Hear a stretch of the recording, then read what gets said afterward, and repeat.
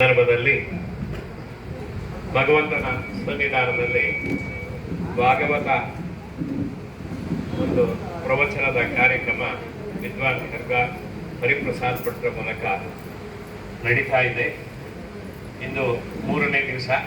ನಾವೆಲ್ಲರೂ ಕೂಡ ಈಗ ಕಲಿಯುಗದ ಪ್ರಾರಂಭದಕ್ಕೆ ಬಂದಿದ್ದೇವೆ ಅಂತ ಹೇಳಿದ್ರೆ ತಪ್ಪಾಗ್ಲಿಕ್ಕಿಲ್ಲ. ನಾವೆಲ್ಲರೂ ಕೂಡ ಒಂದು ಒಳ್ಳೆ ರೀತಿಯಲ್ಲಿ ಭಗವಂತನ ಅನುಗ್ರಹದಿಂದ ಒಳ್ಳೆ ರೀತಿಯಲ್ಲಿ ಮೂಡಿ ಬರ್ತಾ ಇದೆ. 3ನೇ ದಿವಸದ ಪ್ರವಚನಕ್ಕೆ ಆಗಮಿಸಿದ ವಿದ್ವಾನ್ ಖರ್ಗ ಹರಿಪ್ರಸಾದ್ ಭಟ್ರವರಿಗೆ ನಿಮ್ಮೆಲ್ಲರ ಪರವಾಗಿ ಸ್ವಾಗತವನ್ನು ವಹಿಸುತ್ತಾ ಅವರು ಪ್ರವಚನವನ್ನು ಪ್ರಾರಂಭಿಸಬೇಕು ಕೇಳ್ಕೊಳ್ತಾರೆ. ವಿಘ್ನೌಘವಾರಣಂ ಸತ್ಯಾಶೇಷ ವಿಶ್ವಸ್ಯ ಕಾರಣಂ ಕರುಣಾಸಿಂಧುಂ ಆನಂದತೀರ್ಥಬಂಧುಂ ಹರಿಂ ಭಜೆ. ಅಭ್ರಮಂ ಭಂಗರಹಿತಂ ಅಜಡಂ ವಿಮಲಂ ಸದಾ ಆನಂದತೀರ್ಥಮತುಲಂ ಭಜೆ ತಾಪತ್ರಯಾಪಹಂ. ಕಾಮಧೇನುರ್ಯಥಾ ಪೂರ್ವಂ ಸರ್ವಾಭೀಷ್ಟಫಲಪ್ರದ ತಥಾ ಕಲೌ ವಾದಿರಾಜ ಶ್ರೀಪಾದೋ ಭೀಷ್ಟದಃ ಸತಾಂ. ದುರ್ವಾದಿಧ್ವಾಂತರವಯೇ ವೈಷ್ಣವೇಂದೀವರೇಂದವೇ ಶ್ರೀರಾಘವೇಂದ್ರ ಗುರವೇ ನಮೋ ಅತ್ಯಂತ ದಯಾಗವೇ. ಪೃಥ್ವೀಮಂಡಲ ಮಧ್ಯಸ್ಥಾಃ ಪೂರ್ಣಬೋಧಮತಾನುಗಾಃ ವೈಷ್ಣವಾಃ ವಿಷ್ಣುಹೃದಯಾಃ ತಾನ್ನಮಸ್ಯೆ ಗುರೂನ್ ಮಮ. ಜನ್ಮಾದ್ಯಸ್ಯ ಯತೋನ್ವಯಾತ್ ಇತರತಶ್ಚಾರ್ಥೇಷ್ವಭಿಜ್ಞಸ್ವರಾಟ್ ತೇನೇ ಬ್ರಹ್ಮಹೃದಾಯ ಆದಿಕವಯೇ ಮುಖ್ಯಂತಯಂ ಸೂರಯಃ. ತೇಜೋವಾರಿ ಮೃದಾಂ ಯಥಾ ವಿನಿಮಯೋ ಯತ್ರ ತ್ರಿಸರ್ಗೋ ಮೃಷಾ ಧಾಮ್ನಾ ಸ್ವೇನ ಸದಾ ನಿರಸ್ತಕುಹಕಂ ಸತ್ಯಂ ಪರಂ ಧೀಮಹಿ. ಮಯಮಿಗ ಸುಮತಿಂ ವಾಯುದೇವೋ ವಿದಧ್ಯಾತ್ ಶ್ರೀಮದಾನಂದತೀರ್ಥಚರಣೋ ಶರಣಂ ಪ್ರಪದ್ಯೆ. ವನಮಾಲಿ ಗದೀಶಾರಂಗಿ ಶಂಖಿ ಚಕ್ರಿ ಚ ನಂದಕಿ ಶ್ರೀಮಾನ್ ನಾರಾಯಣೋ ವಿಷ್ಣುರು ವಾಸುದೇವೋಭಿರಕ್ಷತು. ಶ್ರೀ ಗುರುಭ್ಯೋ ನಮಃ. ಕ್ಷೇತ್ರ ಸ್ವಾಮಿಗೆ ನಮಿಸ್ತಾ ಭಾಗವತ ಗ್ರಂಥದಲ್ಲಿ ಸನ್ನಿಧಾನ ಇರತಕ್ಕಂತಹ ವಾಸುದೇವ ಪರಮಾತ್ಮನ ಚರಣಾರವಿಂದಗಳಿಗೆ ನಮಿಸ್ತಾ ಪರಮಪೂಜ್ಯ ಶ್ರೀಪಾದಂಗಳವರ ಚರಣದ್ವಂದ್ವಗಳಿಗೆ ನಮನಗಳನ್ನು ಸಲ್ಲಿಸ್ತಾ ನೆರೆದಿರತಕ್ಕಂತಹ ಎಲ್ಲ ಭಗವದ್ಭಕ್ತರಿಗೆ ಸಾಯಂಕಾಲ ಶುಭ ಆಗಲಿ ಅಂತ ಹಾರೈಸ್ತಾ ಭಾಗವತ ಅದರ 3ನೇ ದಿನದ ಸತ್ರವನ್ನು ನಾವು ನೀವೆಲ್ಲ ಸೇರಿಕೊಂಡು ನಡೆಸುವ ಅನ್ನುವಂಥ ಪ್ರಾರ್ಥನೆಯೊಂದಿಗೆ ಪರೀಕ್ಷಿತ ಪ್ರಾಯೋಪವೇಶ ಸಂಕಲ್ಪ ಮಾಡಿದ್ದಾನೆ. ಅವ ಪ್ರಾಯೋಪವೇಶ ಸಂಕಲ್ಪ ಮಾಡಿಯಾದ ಕೂಡಲೇ ಅದು ಆ ಕಾಲದಲ್ಲೊಂದು ಬಹಳ ದೊಡ್ಡ ವಿಷಯ ಆಯಿತಂತೆ. ನೋಡಿ, ಅಖಂಡ ಭೂಮಂಡಲದ ಸಾಮ್ರಾಟವ, ಇಡೀ ಭರತ ವರ್ಷದ ಸಾಮ್ರಾಟ್ ಚಕ್ರವರ್ತಿ ಒಂದು ಚಿಕ್ಕ ತಪ್ಪು ಮಾಡಿದ್ದವ. ಅಷ್ಟರವರೆಗೆ ತಪ್ಪು ಮಾಡಲಿಲ್ಲ, ಒಂದು ಚಿಕ್ಕ ತಪ್ಪು ಮಾಡಿದ್ದು ಪಶ್ಚಾತ್ತಾಪದಿಂದ ದಗ್ಧನಾಗಿದ್ದಾನೆ. ತಾನು ಮಾಡಿದ ತಪ್ಪು ಅನ್ನುವಂಥದ್ದು ಗೊತ್ತಾಗಿದೆ ಅವನಿಗೆ. ಹಾಗಿದ್ದೂ ಕೂಡ ಅಂಥ ಪರೀಕ್ಷಿತ ರಾಜನಿಗೆ ಒಬ್ಬ ಪುಟ್ಟ ಹುಡುಗ ಇನ್ನು 7 ದಿವಸದಲ್ಲಿ ನಿನಗೆ ಸಾವು ಬರಲಿ ಅಂತ ಶಾಪ ಕೊಟ್ಟದ್ದಿದೆಯಲ್ಲ, ಅದು ಆ ಕಾಲದಲ್ಲಿ ಬಹಳ ದೊಡ್ಡ ಸಂಗತಿ ಆಯ್ತದು. ಎಲ್ಲಿ ತನಕ ಆಗ್ತದೆ ಹೇಳಿದ್ರೆ, ಇನ್ನು ಸಾಯ್ಲಿಕ್ಕಿದ್ದಾನೆ ಪರೀಕ್ಷಿತ ಮಹಾರಾಜ. ಅವನ ಉಳಿದ ಆಯಸ್ಸಿನ 1 ದಿವಸಗಳು ಕೂಡ ವ್ಯರ್ಥ ಆಗಬಾರದು. ಆ ಮಹಾನುಭಾವನಿಗೆ ಒಳ್ಳೆಯದಾಗಲಿ ಅಂತ ನಾವೆಲ್ಲ ಪ್ರಾರ್ಥನೆ ಮಾಡಬೇಕು ಅಂತ ಹೇಳಿ ಅನೇಕ ಸಂತ ಮಹಾಂತರು ಋಷಿಮುನಿಗಳೆಲ್ಲ ಬರ್ತಾರಂತೆ. ಅವನಿದ್ದಲ್ಲಿಗೆ ಓಡೋಡ್ಕೊಂಡು ಬರ್ತಾರೆ. ಅವನ ಕ್ಷಣ ಅಮೂಲ್ಯ, ಅದು ವ್ಯರ್ಥ ಆಗಬಾರದು ಅಂತ. ತತ್ರೋಪ ಜಗ್ಮುಹು ಭುವನಂ ಪುನಾನಾಹ ಮಹಾನುಭಾವ ಮುನಯಸ್ಸ ಶಿಷ್ಯ. ಎಲ್ಲ ಶಿಷ್ಯರೊಂದಿಗೆ ಒಡಗೂಡ್ಕೊಂಡು ಎಲ್ಲ ಮುನಿಗಳೆಲ್ಲ ಉಂಟಲ್ಲ, ಪರೀಕ್ಷಿತಗಿದ್ದಲ್ಲಿಗೆ ಬರ್ತಾ ಇದ್ದಾರೆ. ಪ್ರಾಯೇಣ ತೀರ್ಥಾದಿ ಗಮಾಪದೇಶೈ ಸ್ವಯಂ ಹಿ ತೀರ್ಥಾನಿ ಪುನಂತಿ ಸಂತಹ ಅಂತ ಭಾಗವತ ಹೇಳುತ್ತದೆ. ಎಂಥವರು ಬಂದದ್ದು? ಸುಮ್ಮನೆ ಒಂದು 7 ದಿವಸದ ಮಟ್ಟಿಗೆ ಇರುವಂತ ಬಂದವರ? ಎಂಥವರವರು ಅಂತ ಹೇಳಿದರೆ ಸ್ವಯಂ ಹಿ ತೀರ್ಥಾನಿ ಪುನಂತಿ ಸಂತಹ ಅಂತ. ಆ ಮಹಾನುಭಾವರು ನಿಂದದ್ರಿಂದ ತೀರ್ಥಕ್ಷೇತ್ರಗಳು ಪವಿತ್ರ ಆಗಿತ್ತಂತೆ. ಅಷ್ಟೂ ಪವಿತ್ರ ಮೂರ್ತಿಗಳವರು. ಅವರೆಲ್ಲ ಶಿಷ್ಯರನ್ನ ಒಟ್ಟು ಮಾಡಿಕೊಂಡು ಬರ್ರಿ, ಪರೀಕ್ಷಿತನ ಪ್ರಾಣ ಹೋಗ್ಲಿಕ್ಕಿದೆ, ದೇವರ ಹತ್ರ ಪ್ರಾರ್ಥನೆ ಮಾಡುವ ಅಂತ ಹೇಳಿ ಎಲ್ಲರೂ ಕೂಡ ಬರ್ತಾರೆ. ಕಣ್ಣಾಲಿಗಳು ತುಂಬುತ್ತದಂತೆ ಪರೀಕ್ಷಿತನದ್ದು. ಅವನು ಹೇಳ್ತಾನೆ, ಏನು ಭಾಗ್ಯ, ಏನು ಭಾಗ್ಯ, ನಿಮ್ಮಂಥ ಮಹಾನುಭಾವರ ಈ ಸಂಘದ ಮಧ್ಯದಲ್ಲಿ ನಾನು ಇವತ್ತೇ ಪ್ರಾಣ ಬಿಟ್ಟರೂ ಕೂಡ ನನಗೆ ಪ್ರಾಯ ಮೋಕ್ಷ ಸಿಗಬಹುದು ಏನೋ, ಅಂಥ ಮಹಾನುಭಾವರ ಸಂಗಮ. ನಾನು ನಿಮ್ಮಲ್ಲೆಲ್ಲ ಪ್ರಾರ್ಥನೆ ಮಾಡ್ತೇನೆ. ಈ ಪರೀಕ್ಷಿತ ಮಹಾರಾಜನ ಕುರಿತಾಗಿ ದೇವರನ್ನ ಅನನ್ಯವಾಗಿ ಭಜಿಸ್ತೀರಾ, ದೇವರನ್ನ ಅನನ್ಯವಾಗಿ ಸ್ಮರಿಸ್ತೀರಾ, ದೇವರನ್ನ ಅನನ್ಯವಾಗಿ ಕೊಂಡಾಡತಕ್ಕಂತಹ ಕೆಲಸವನ್ನು ತಾವೆಲ್ಲ ಮಾಡಿ ಅಲ್ವಾ ಅಂತ ಆ ಮಹಾನುಭಾವರ ಹತ್ರ ಪ್ರಾರ್ಥನೆ ಮಾಡಿದಾಗ ಒಪ್ಕೊಳ್ತಾರಂತವರೆಲ್ಲ. ನಿನ್ನ ಉದ್ದೇಶದಲ್ಲಿ ನಾವು ಮಾಡುತ್ತೇವೆ ಅಂತ, ಇನ್ನೊಬ್ಬನ ಉದ್ದೇಶದಲ್ಲಿ ಯಾರು ಮಾಡ್ತಾನೆ? ಮನೆ ಮಂದಿಗಳು ಬಿಟ್ಟು ಅವರೆಲ್ಲ ಒಪ್ಕೊಳ್ತಾರೆ. ಆಯ್ತಪ್ಪ ಖಂಡಿತ ಅಂತ ಹೇಳಿ ಓಂ ಅಂತ ಹೇಳಿ ಆಶ್ವಾಸನೆಯನ್ನ ಕೊಟ್ಟು ಇಷ್ಟೆಲ್ಲ ಆಗಿದೆ ರೀ. ಇಷ್ಟೆಲ್ಲ ಆಗುವಾಗ ಭಾಗವತ ಒಂದು ಸಂಗತಿ ಹೇಳ್ತದ ನೋಡಿ. ತತ್ರಾಗಮದ್ ಭಗವಾನ್ ವ್ಯಾಸಪುತ್ರ. ಆ ಸಂದರ್ಭದಲ್ಲಿ ಒಬ್ಬ ಮಹಾನುಭಾವರು ಬಂದರು ಅಂತ.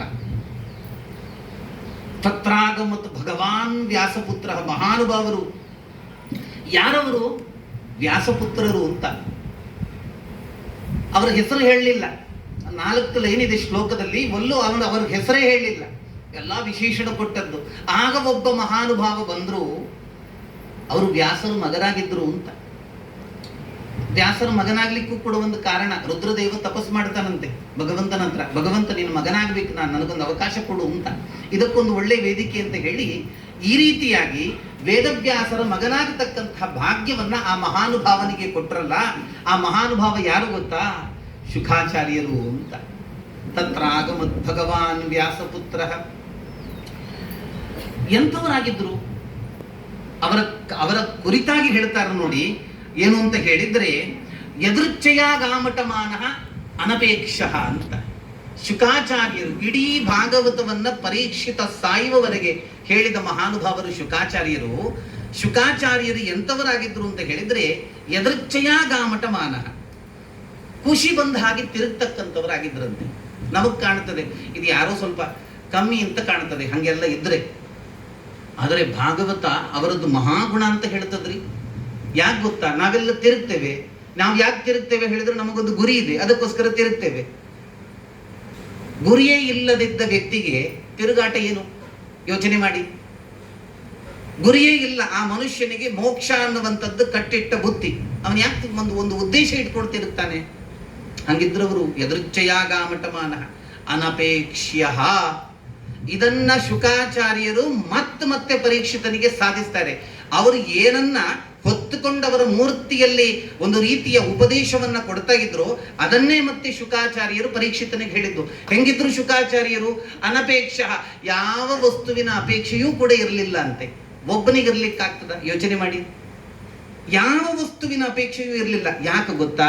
ವಸ್ತುವಿನ ಅಪೇಕ್ಷೆ ಬಂದಾದ ಕೂಡಲೇ ಆ ವಸ್ತುವಿನ ಹಿಂದೆ ಒಂದಷ್ಟು ಅದಕ್ಕೆ ಸಂಬಂಧಪಟ್ಟ ಸಂಗತಿಗಳು ಇರ್ತಾವಲ್ಲ, ಅದಕ್ಕೆಲ್ಲ ನಾವು ಶರಣು ಹೊಂದಬೇಕಾಗ್ತದೆ ಅಂತ ನೋಡಿಬೇಕಿದ್ರೆ ಅದಕ್ಕೆಲ್ಲ ಶರಣು ಹೊಂದಬೇಕಾಗ್ತದೆ. ಹೆಚ್ಚೇನಿಲ್ಲ, ಒಂದು ಮೊಬೈಲು ಅದು ಬೇಕು ಅಂತ ಕಂಡಿತು, ಅದ್ರ ಅಲ್ಲಿಗೆ ಮುಗಿಯೋದಿಲ್ಲ ರೀ, ಅದಕ್ಕೆ ರೀಚಾರ್ಜ್ ಮಾಡಬೇಕು, ಸ್ವಲ್ಪ ಸಮಯದ ನಂತರ ಬ್ಯಾಟ್ರಿ ಹೋಗ್ತದೆ, ಬ್ಯಾಟ್ರಿ ಹಾಕಬೇಕು, ಕರೆಂಟ್ ಮನೆಯಲ್ಲಿಲ್ಲ, ಪಕ್ಕದ ಮನೆಯವ್ರ ಹತ್ರ ಹೋಗಿ ದಮ್ಮಯ್ಯ ಹಾಕಬೇಕು, ಒಂದು ಸ್ವಲ್ಪ ಇಡ್ಲಾ ಅಂತ ಕೇಳಬೇಕು. ಇಷ್ಟಾದ ಮೇಲೆ 4-5 ವರ್ಷ ಮತ್ತು ಮದು ಹೋಗ್ತದೆ, ಬೇರೆ ತಗೊಳ್ಬೇಕು, ಅದಕ್ಕೆ ಎಡಿಕ್ಟ್ ಆಗಿ ಆಯ್ತು, ನಾವು ಬೇರೆ ತಗೊಳ್ಬೇಕು. ಒಂದು ಚಿಕ್ಕ ಸಂಗತಿ, ಒಂದಿಷ್ಟುದ್ದದ್ದು ಮೊಬೈಲು, ಅದಕ್ಕೆ ನಾವು ದಾಸರಾದದ್ದು. ಅದಕ್ಕೆ ದಾಸರಾದದ್ರಿಂದ ಎಷ್ಟು ಮಂದಿಯ ಬ್ರಾಕೆಟ್ ಅಲ್ಲಿ ನಾವು ದಾಸರಾಗಬೇಕಾಗಿ ಬಂತು, ಯೋಚನೆ ಮಾಡಿದ್ರ ಅಂತ ಹೇಳ್ತದೆ ಭಾಗವತ. ಅದರಿಂದ ಯಾವ ವಸ್ತುವಿನ ಅಪೇಕ್ಷೆಯೂ ಇಲ್ಲ ಅಂತ ಹೇಳಿದ್ರೆ, ಪ್ರಪಂಚದಲ್ಲಿ ಯಾರ ಮುಂದೆಯೂ ಕೂಡ ಭಗವಂತನ ಚರಣಾರವಿಂದವನ್ನ ಬಿಟ್ಟು ಮತ್ತೆ ಯಾರ ಮುಂದೆಯೂ ಕೂಡ ಬಗ್ಗಬೇಕಾದಂತಹ, ತಲೆ ತಗ್ಗಬೇಕಾದಂತಹ ಅನಿವಾರ್ಯವೇ ಇಲ್ಲ ಅಂತ ಹೇಳ್ತಾರೆ. ಹಂಗಿದ್ರು ಶುಕಾಚಾರ್ಯರು ಅಂತ. ಯದೃಚ್ಛಯಾಗಾಮಟಮಾನ ಅನಪೇಕ್ಷ್ಯ. ಅವರೇ ಹೇಳ್ತಾರೆ ಪರೀಕ್ಷಿತನಿಗೆ. ಪರೀಕ್ಷಿತ ಮುಂದಕ್ಕೆ ಪರೀಕ್ಷಿತ ಎಲ್ಲ ಪ್ರಶ್ನೆ ಕೇಳುವಂಥದ್ದಾದಾಗ ಉತ್ತರ ಹೇಳುವ ಸಂದರ್ಭದಲ್ಲಿ ಶುಕಾಚಾರ್ಯರು ಹೇಳ್ತಾರೆ, ಯಾಕಯ್ಯ ಬದುಕು ಅಷ್ಟು ಕಷ್ಟ ಉಂಟು ಅಂತ ಎಣಿಸ್ಕೊಂಡಿದ್ದೀಯಾ? ಯಾಕೆ ಕಷ್ಟ ಉಂಟು? ಅಲ್ಲ ಸ್ವಾಮಿ, ಬದುಕಬೇಕಿದ್ರೆ ತಿನ್ಬೇಕಿದ್ರೆ ಕೆಲಸ ಮಾಡಬೇಕಿದ್ರೆ ಒಬ್ಬ ಬಾಸ್ ಬೇಕು, ಬಾಸಿನ ಹತ್ರ ಹೋಗ್ಬೇಕಲ್ಲ, ಅವನು ಹೇಳಿದ್ದು ಕೇಳಬೇಕಲ್ಲ. ಯಾಕಯ್ಯ? ತಿನ್ಲೇಬೇಕು ಅನ್ನುವಂತಹ ಅನಿವಾರ್ಯತೆಯೇ ಬಂತು ಅಂತ ಇಟ್ಕೊಳ್ಳೋಣ. ಹೋಗು, ಒಂದು ಫಲ ಕೊಡ್ತಕ್ಕಂತಹ ಮರದ ಕೆಳಗೆ ನಿಂತು ಅದನ್ನ ಯಾಚನೆ ಮಾಡು. ಮರ ಫಲ ಕೊಡೋದಿಲ್ಲ ಅಂತ ಹೇಳುತ್ತದ? ಈಗ ಮಾವು ಹಣ್ಣು ಕೊಡುತ್ತದೆ, ಇನ್ನು ಸ್ವಲ್ಪ ನಂತರ ರೈನಿ ಸೀಸನ್ನು, ಆವಾಗ ಮಳೆಗಾಲದ ಫಲವನ್ನು ಕೊಡ್ತಕ್ಕಂಥ ಮರ ಆ ಫಲವನ್ನು ಕೊಡುತ್ತದೆ. ಯಾವ ಮರ ನೀನು ಹೋಗಿ ಕೇಳಿದಾಗ ನಾನು ನಿನಗೆ ಫಲ ಕೊಡೋದಿಲ್ಲ ಅಂತ ಹೇಳುತ್ತದೆ? ಆರಾಮದಲ್ಲಿ ಬದುಕಬಹುದಲ್ಲ? ಯಾರ ಹಂಗೂ ಇಲ್ಲ. ಅನ್ನ ಬೇಕು ಅಂತಾದಾಗ ಮಾತ್ರ ಅದನ್ನ ಬೇಯಿಸ್ಲಿಕ್ಕೆ ಪಾತ್ರೆ ಬೇಕು, ಬೇಯಿಸ್ಲಿಕ್ಕೆ ಜನ ಬೇಕು, ಗ್ಯಾಸ್ ಬೇಕು, ಸಿಕ್ಕಾಪಟ್ಟೆ ಸಮಸ್ಯೆ ಇದೆ. ಇದಕ್ಕೆ ಬೇಕಾ? ಅಲ್ಲ, ನೀರು ಬೇಕಲ್ಲ, ಬಾವಿ ತೋಡಬೇಕು, ತೋಡಿಸುವವರು ಬೇಕು. ಏನೇನಿಲ್ಲಪ್ಪ, ಹೋಗಲ್ಲ. ಚೆನ್ನಾಗಿ ನದಿಗಳು ಹರಿತಾ ಇದೆ. ಬೊಗಸೆ ತುಂಬ ನೀರನ್ನು ತೆಗಿ, ಕಂಠಪೂರ್ತಿ ಕುಡಿ. ನದಿ ತಾನು ನೀರು ಕೊಡೋದಿಲ್ಲ ಅಂತ ಹೇಳ್ತದ? ಮಲಗಬೇಕಲ್ಲ ರೀ, ನಿದ್ರೆ ಬರಬೇಕಲ್ಲ. ಯಾಕೆ ಚಿಂತೆ? ಮೇಲೆ ಆಕಾಶ, ನಾನು ಇವತ್ತು ನಾಳೆ ನೀನು ಇವತ್ತು ಮಲ್ಕೊಂಡ್ರೆ ನಿನ್ನ ಮೇಲೆ ಬೀಳ್ತೇನೆ ಅಂತ ಹೆದರಿಕೆ ಹುಟ್ಟಿಸಿದೀಯಾ? ಅದೇ ಅಂಬರ, ಅದೇ ಚಾದರ, ಅದರ ಮೇಲೆ ಕೆಳಗೆ ಚೆನ್ನಾಗಿ ಮಲಗಲ್ವಾ? ಅಲ್ಲ, ದಿಂಬು ಬೇಕಲ್ಲ ಸ್ವಾಮಿ. ಕೈ ಹಿಂಗ ಮಾಡಿದಾಗ ದಿಂಬ, ಇದು ಶುಕಾಚಾರ್ಯರೇ ಹೇಳೋದು. ಕೈ ಹಿಂಗ ಮಾಡಿದಾಗ ದಿಂಬಾಗ್ತದಲ್ಲ, ಮತ್ತೊಂದು ದಿಂಬಿನ ಅನಿವಾರ್ಯತೆ ಯಾಕೋ ನಿನಗೆ ಕೇಳ್ತಾರೆ. ಮನೆ ಬೇಕಲ್ಲ ಸ್ವಾಮಿ. ಈಗ ಯಾಕೋ ಮನೆ? ಒಂದ್ ದಿವಸ ಬಿಟ್ಟು ಹೋಗ್ಲಿಕ್ಕ? ಅಲ್ಲಿದೆ ನಮ್ಮ ಮನೆ, ಇಲ್ಲಿರುವುದು ಸುಮ್ಮನೆ ಅಲ್ವಾ? ಒಂದ್ ದಿವಸ ಬಿಟ್ಟು ಹೋಗಿ. ಉಪನಿಷತ್ತೇ ಹೇಳುತ್ತದೆ, ಮನುಷ್ಯ ಮನೆಯನ್ನ ಮಾಡಿ ಮೃತ್ಯುವನ್ನ ತರಿಸಿದ ಅಂತ. ಉಪನಿಷತ್ ಹೇಳತಕ್ಕಂತ ಮಾತು. ಅದರಿಂದ ಏನಾಯ್ತು? ಮನೆ ಬೇಕಾ? ಅಲ್ಲ, ಮಳೆಗಾಲದಲ್ಲಿ ನೀರು ಬೀಳ್ತದಲ್ಲ, ಯಾಕೆ? ಒಂದಷ್ಟು ಗವಿಗಳಿದ್ದಾವೆ, ಒಂದಷ್ಟು ಸುರಂಗಗಳು, ಇನ್ನೇನೋ ಇರ್ತದೆ. ಅದ್ರ ಒಳಗೆ ಕೂತ್ಕೊಂಡು ಆರಾಮಿಸಿ ಜೀವನ ತೆಗಿ. ಯಾವುದು ನಿನಗೆ ಆಶ್ರಯ ಕೊಡುವುದಿಲ್ಲ ಅಂತ ಹೇಳುತ್ತದೆ ಅಂತ ಹೇಳಿದ ಶುಕಾಚಾರ್ಯರು ಅದರಂತೆ ಇದ್ರು ನೋಡಿ. ಯದೃಚ್ಛಯ ಗಾಮಟಮಾನಃ ಅನಪೇಕ್ಷ ಅಲಕ್ಷ್ಯಲಿಂಗ ನಿಜ ಲಾಭ ತುಷ್ಟ ಅಂತ ಹೇಳ್ತದೆ ಭಾಗವತ. ಅಲಕ್ಷ್ಯಲಿಂಗ ಅಂತ ಹೇಳಿದ್ರೆ ತನ್ನ ಬಗ್ಗೆ ಪರಿವೆಯೇ ಇರಲಿಲ್ಲ ಅಂತೆ. ಡ್ರೆಸ್ಸಿನ ಬಗ್ಗೆ ಆಲೋಚನೆಯೇ ಇರಲಿಲ್ಲ. ನಾವು ಫಂಕ್ಷನಿಗೆ ಹೋಗುವುದಕ್ಕಿಂತ ಜಾಸ್ತಿ ಹೊತ್ತು ಫಂಕ್ಷನಿಗೆ ರೆಡಿ ಆಗ್ಲಿಕ್ಕೆ ತಗೊಳ್ತೇವೆ. ಇದು ಎಲ್ಲರದ್ದು ಸಾಮಾನ್ಯ, ಸರ್ವೇ ಸಾಮಾನ್ಯ ಮನೆಯಲ್ಲಿ ಆಗ್ತಕ್ಕಂಥ ಕಾರ್ಯಕ್ರಮ ಅಲ್ವಾ? ಶುಕಾಚಾರ್ಯರು ಹೆಂಗಿದ್ರು ಗೊತ್ತಾ? ಬಟ್ಟೆ ಇದ್ರೆ ಇತ್ತಂತೆ, ಅದು ಎಷ್ಟೋ ಸರ್ತಿ ಇರ್ತಾನೆ ಇರಲಿಲ್ಲ ಅಂತೆ.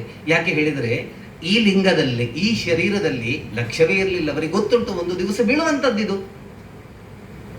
ನಿಜ ಲಾಭ ತುಷ್ಟ, ಸಿಕ್ಕಿದ್ರಲ್ಲಿ ಸಂತೃಪ್ತಿ ಅಂತ. ಏನು ಸಿಕ್ಕಿತ್ತು ಅದು ಭಗವತ್ ಪ್ರಸಾದ ಅಂತ ಸ್ವೀಕಾರ ಮಾಡ್ತಾ ಇದ್ದ ಮಹಾನುಭಾವರಾಗಿದ್ದರಂತೆ ಶುಕಾಚಾರ್ಯರು. ಏನು ಸಿಕ್ಕಿತು ಅದು ಭಗವತ್ ಪ್ರಸಾದ. ಮತ್ತಿನ್ನೊಂದು ಸಂಗತಿ ಏನು ಗೊತ್ತಾ? ನಮಗೆ ಇವತ್ತು ಎಷ್ಟು ಸಿಗಬೇಕು ಅನ್ನುವಂಥದ್ದನ್ನ ಆ ಮಹಾನುಭಾವ ಭಗವಂತ ಸಂಕಲ್ಪ ಮಾಡಿದ್ದನ್ನು ಅಷ್ಟೇ ಸಿಗೋದು ಸ್ವಾಮಿ. ಅದಕ್ಕಿಂತ ಹೆಚ್ಚು ಸಿಗೋದೇ ಇಲ್ಲ. ಶತಗತ ಪ್ರಯತ್ನ ಮಾಡಿದ್ರು ಸಿಗೋದಿಲ್ಲ. ನೀವು ಪ್ರಯತ್ನವೇ ಮಾಡದಿದ್ರು ಅವ ಯೋಚನೆ ಮಾಡ್ತಾನೆ ಇವತ್ತು ಇವನಿಗೆ ಇಷ್ಟು ಸಿಗಬೇಕು ಅಂತ ಹೇಳಿದರೆ, ಯಾರ ಸಹಕಾರವೂ ಸಹಾಯವೂ ಇಲ್ಲದೆ ನೀವು ಕೋಟ್ಯಧಿಪತಿಗಳಾಗ್ತೀರಿ ನೋಡಿ. ಇದು ಭಗವಂತನ ಅದ್ಭುತ ಆಗಿರತಕ್ಕಂತಹ ಸಂಕಲ್ಪ. ಇದು ಅವರಿಗೆ ಗೊತ್ತಿತ್ತಲ್ಲ, ಶುಕಾಚಾರ್ಯರಿಗೆ ಗೊತ್ತಿತ್ತು. ಅಲಕ್ಷ್ಯಲಿಂಗ ನಿಜಲಾಭ ತುಷ್ಟ, ಸಿಕ್ಕಿದ್ರಲ್ಲಿ ಸಂತೃಪ್ತಿ. ಮೃತಶ್ಚ ಬಾಲೈಹಿ ಅವಧೂತ ವೇಷ ಅಂತ. ಅವರು ಬರ್ತಾ ಇದ್ದಾರ್ರಿ, ಪರೀಕ್ಷಿತ ಇದ್ದಲ್ಲಿಗೆ ಬರ್ತಾ ಇದ್ದಾರೆ. ಬರ್ತಾ ಇದ್ರೆ ಈ ಪುಟ್ಟ ಮಕ್ಕಳೆಲ್ಲ ಇರ್ತಾವಲ್ಲ, ಪುಟಾಣಿಗಳು, ಅವರೆಲ್ಲ ಆ ಪುಣ್ಯಾತ್ಮನಿಗೆ ಚಿಕ್ಕ ಚಿಕ್ಕ ಕಲ್ಲು ಬಿಸಾಡೋದು, ಹೊಯ್ಗೆ ಬಿಸಾಡೋದು, ಮಣ್ಣು ಬಿಸಾಡೋದು ಮಾಡ್ತಾ ಇದ್ದಾವಂತೆ. ಅಂದ್ರೆ ಆ ಮಕ್ಕಳ ಪಾಲಿಗೆ ಶುಕಾಚಾರ್ಯರು ಹುಚ್ಚರಂತೆ ಕಂಡ್ರು ಮಕ್ಕಳು. ಆದ್ರೆ ಪುಣ್ಯಾತ್ಮ, ನಮಗೆ ಭಾಗವತ ಏನು ಹೇಳ್ತದೆ ಗೊತ್ತಾ? ಒಬ್ಬವನ ವ್ಯಕ್ತಿಯ ವೇಷವನ್ನ ನೋಡಿ ನೀವು ಏನಾದ್ರೂ ತೀರ್ಮಾನ ಮಾಡಿದ್ರೆ ಆ ಶುಕಾಚಾರ್ಯರಿಗೆ ಮಕ್ಕಳು ಮಾಡಿದಂತೆ ನೀವು ಮಾಡಿದಾಗ ಆಗ್ತದೆ ಅಂತ. ವೇಷವನ್ನು ನೋಡಿ ಮಣೆ ಹಾಕಬೇಡಿ. ವೃತಶ್ಚ ಬಾಲೈಹಿ ಅವಧೂತ ವೇಷ, ಅವಧೂತರಾಗಿದ್ರು ಅಂತ. ಅವಧೂತ ಅಂತ ಹೇಳಿದ್ರೆ ಸಂಸಾರವನ್ನ ಜಾಡಿಸಿ ದೂರಗಿಟ್ಟಂತವರು ಅವರಾಗಿದ್ರು ಅಂತ. ಸ್ವಾರಸ್ಯ ಏನು ಹೇಳಿದ್ರೆ, ಅವರ ಬಗ್ಗೆ ಅವರು ಬರುವಂತದ್ದ ಈ ಒಂದು ಸಂಗತಿಯನ್ನ ಒಂದು ಸಿನಿಮಾದಲ್ಲಿ ಒಬ್ಬ ನಾಯಕ ಬರುವ ರೀತಿಯಲ್ಲಿ ಭಾಗವತ ಹೇಳ್ತದೆ. ಯಾಕೆ ಗೊತ್ತಾ? ಆ ಮನುಷ್ಯ ಒಂದು ಕಡೆ ಒಂದು ಕರುವನ್ನ ಕರೆಯುವ ಸಮಯದಷ್ಟು ಬಿಟ್ಟು ಅದಕ್ಕಿಂತ ಹೆಚ್ಚು 1 ನಿಮಿಷ ನಿಂತವರಲ್ಲಂತೆ ಅಷ್ಟರವರೆಗೆ. ಆಗ ಎಲ್ಲ ಮಾಮೂಲಿ ದೇಸಿ ದನಗಳಿದ್ದದ್ದು. ಎಷ್ಟು ಕರೀಲಿಕ್ಕೆ ಎಷ್ಟು ಹೊತ್ತು? ಮ್ಯಾಕ್ಸಿಮಮ್ ಹೇಳಿದ್ರೆ ಅರ್ಧ ಗಂಟೆ ಬಿಟ್ಟು ಅದಕ್ಕಿಂತ ಹೆಚ್ಚು ಒಂದು ಮನೆಯಲ್ಲೂ ನಿಂತವರಲ್ಲ, ಒಂದು ಕಡೆ ನಿಂತವರಲ್ಲ. ತಿರುಗಾಡ್ತಾ ಇರೋದು. ಆದರೆ ಇನ್ನು 7 ದಿವಸಕ್ಕೆ ಪ್ರಾಣ ಬಿಡಬೇಕು ಅಂತ ಸಂಕಲ್ಪ ಮಾಡಿದಾನಲ್ಲ ಈ ಪರೀಕ್ಷಿತ, 7 ದಿವಸಗಳ ಕಾಲ ಅವನೊಟ್ಟಿಗೆ ಕೂರಬೇಕು ಅಂತ ಬಂದಿದ್ದಾರೆ, ಇದೇನು ಚಿಕ್ಕ ಸಂಗತಿಯ ಅಂತ ಕೇಳ್ತದೆ ಭಾಗವತ.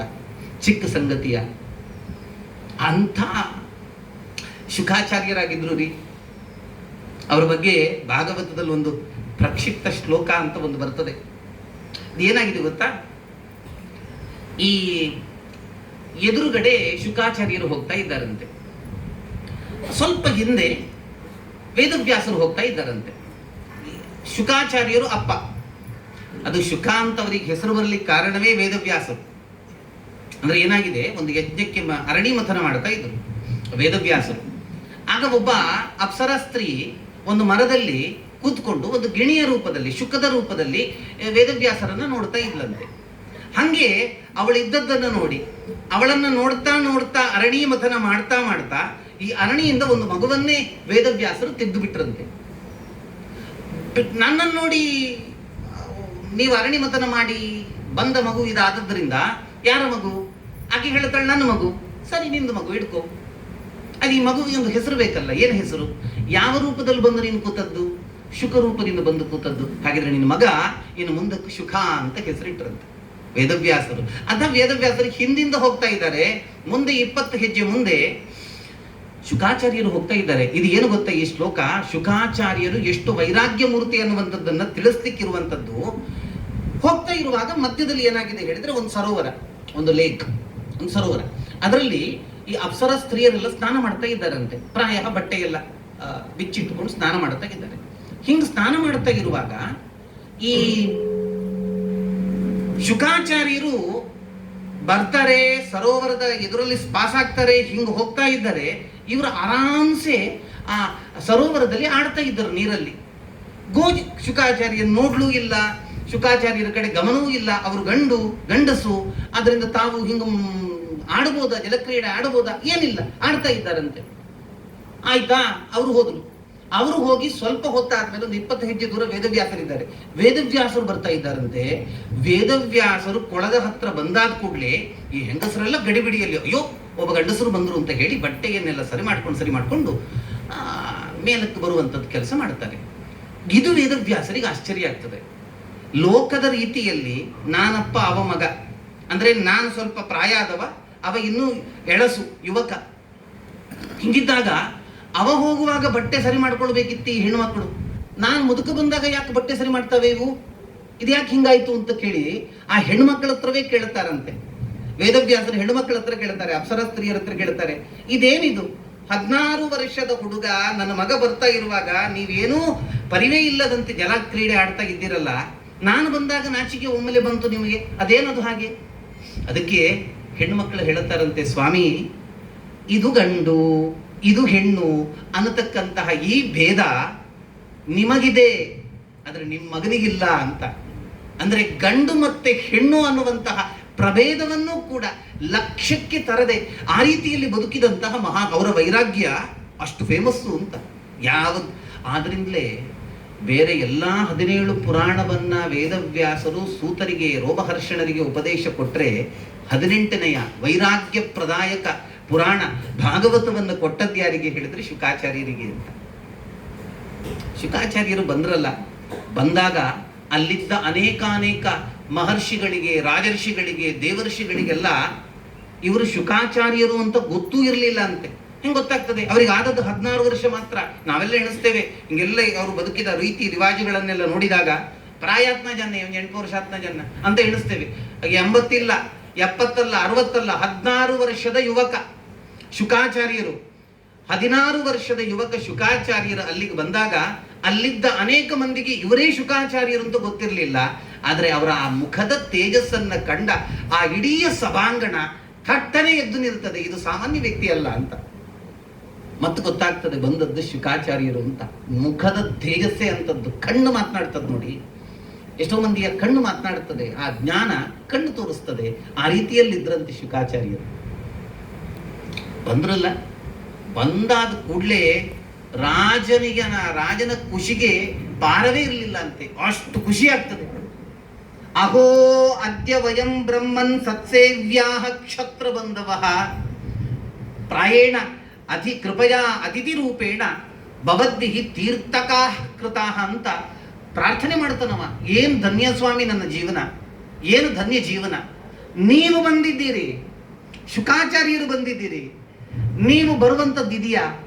ಬನ್ನಿ ಅಂತ ಇನ್ವಿಟೇಷನ್ ಕೊಟ್ಟ ಮನೆಗೂ ಹೋಗದವರು, ಅವರು ಬರೋದೇ ಇಲ್ಲ ಅಂತ ತೀರ್ಮಾನ ಮಾಡಿದ ಮನೆಗೆ ಒಂದು ಗಳಿಗೆ ಹೋಗಿ ಬರುವವರು, ಅಂಥ ಮಹಾನುಭಾವರು.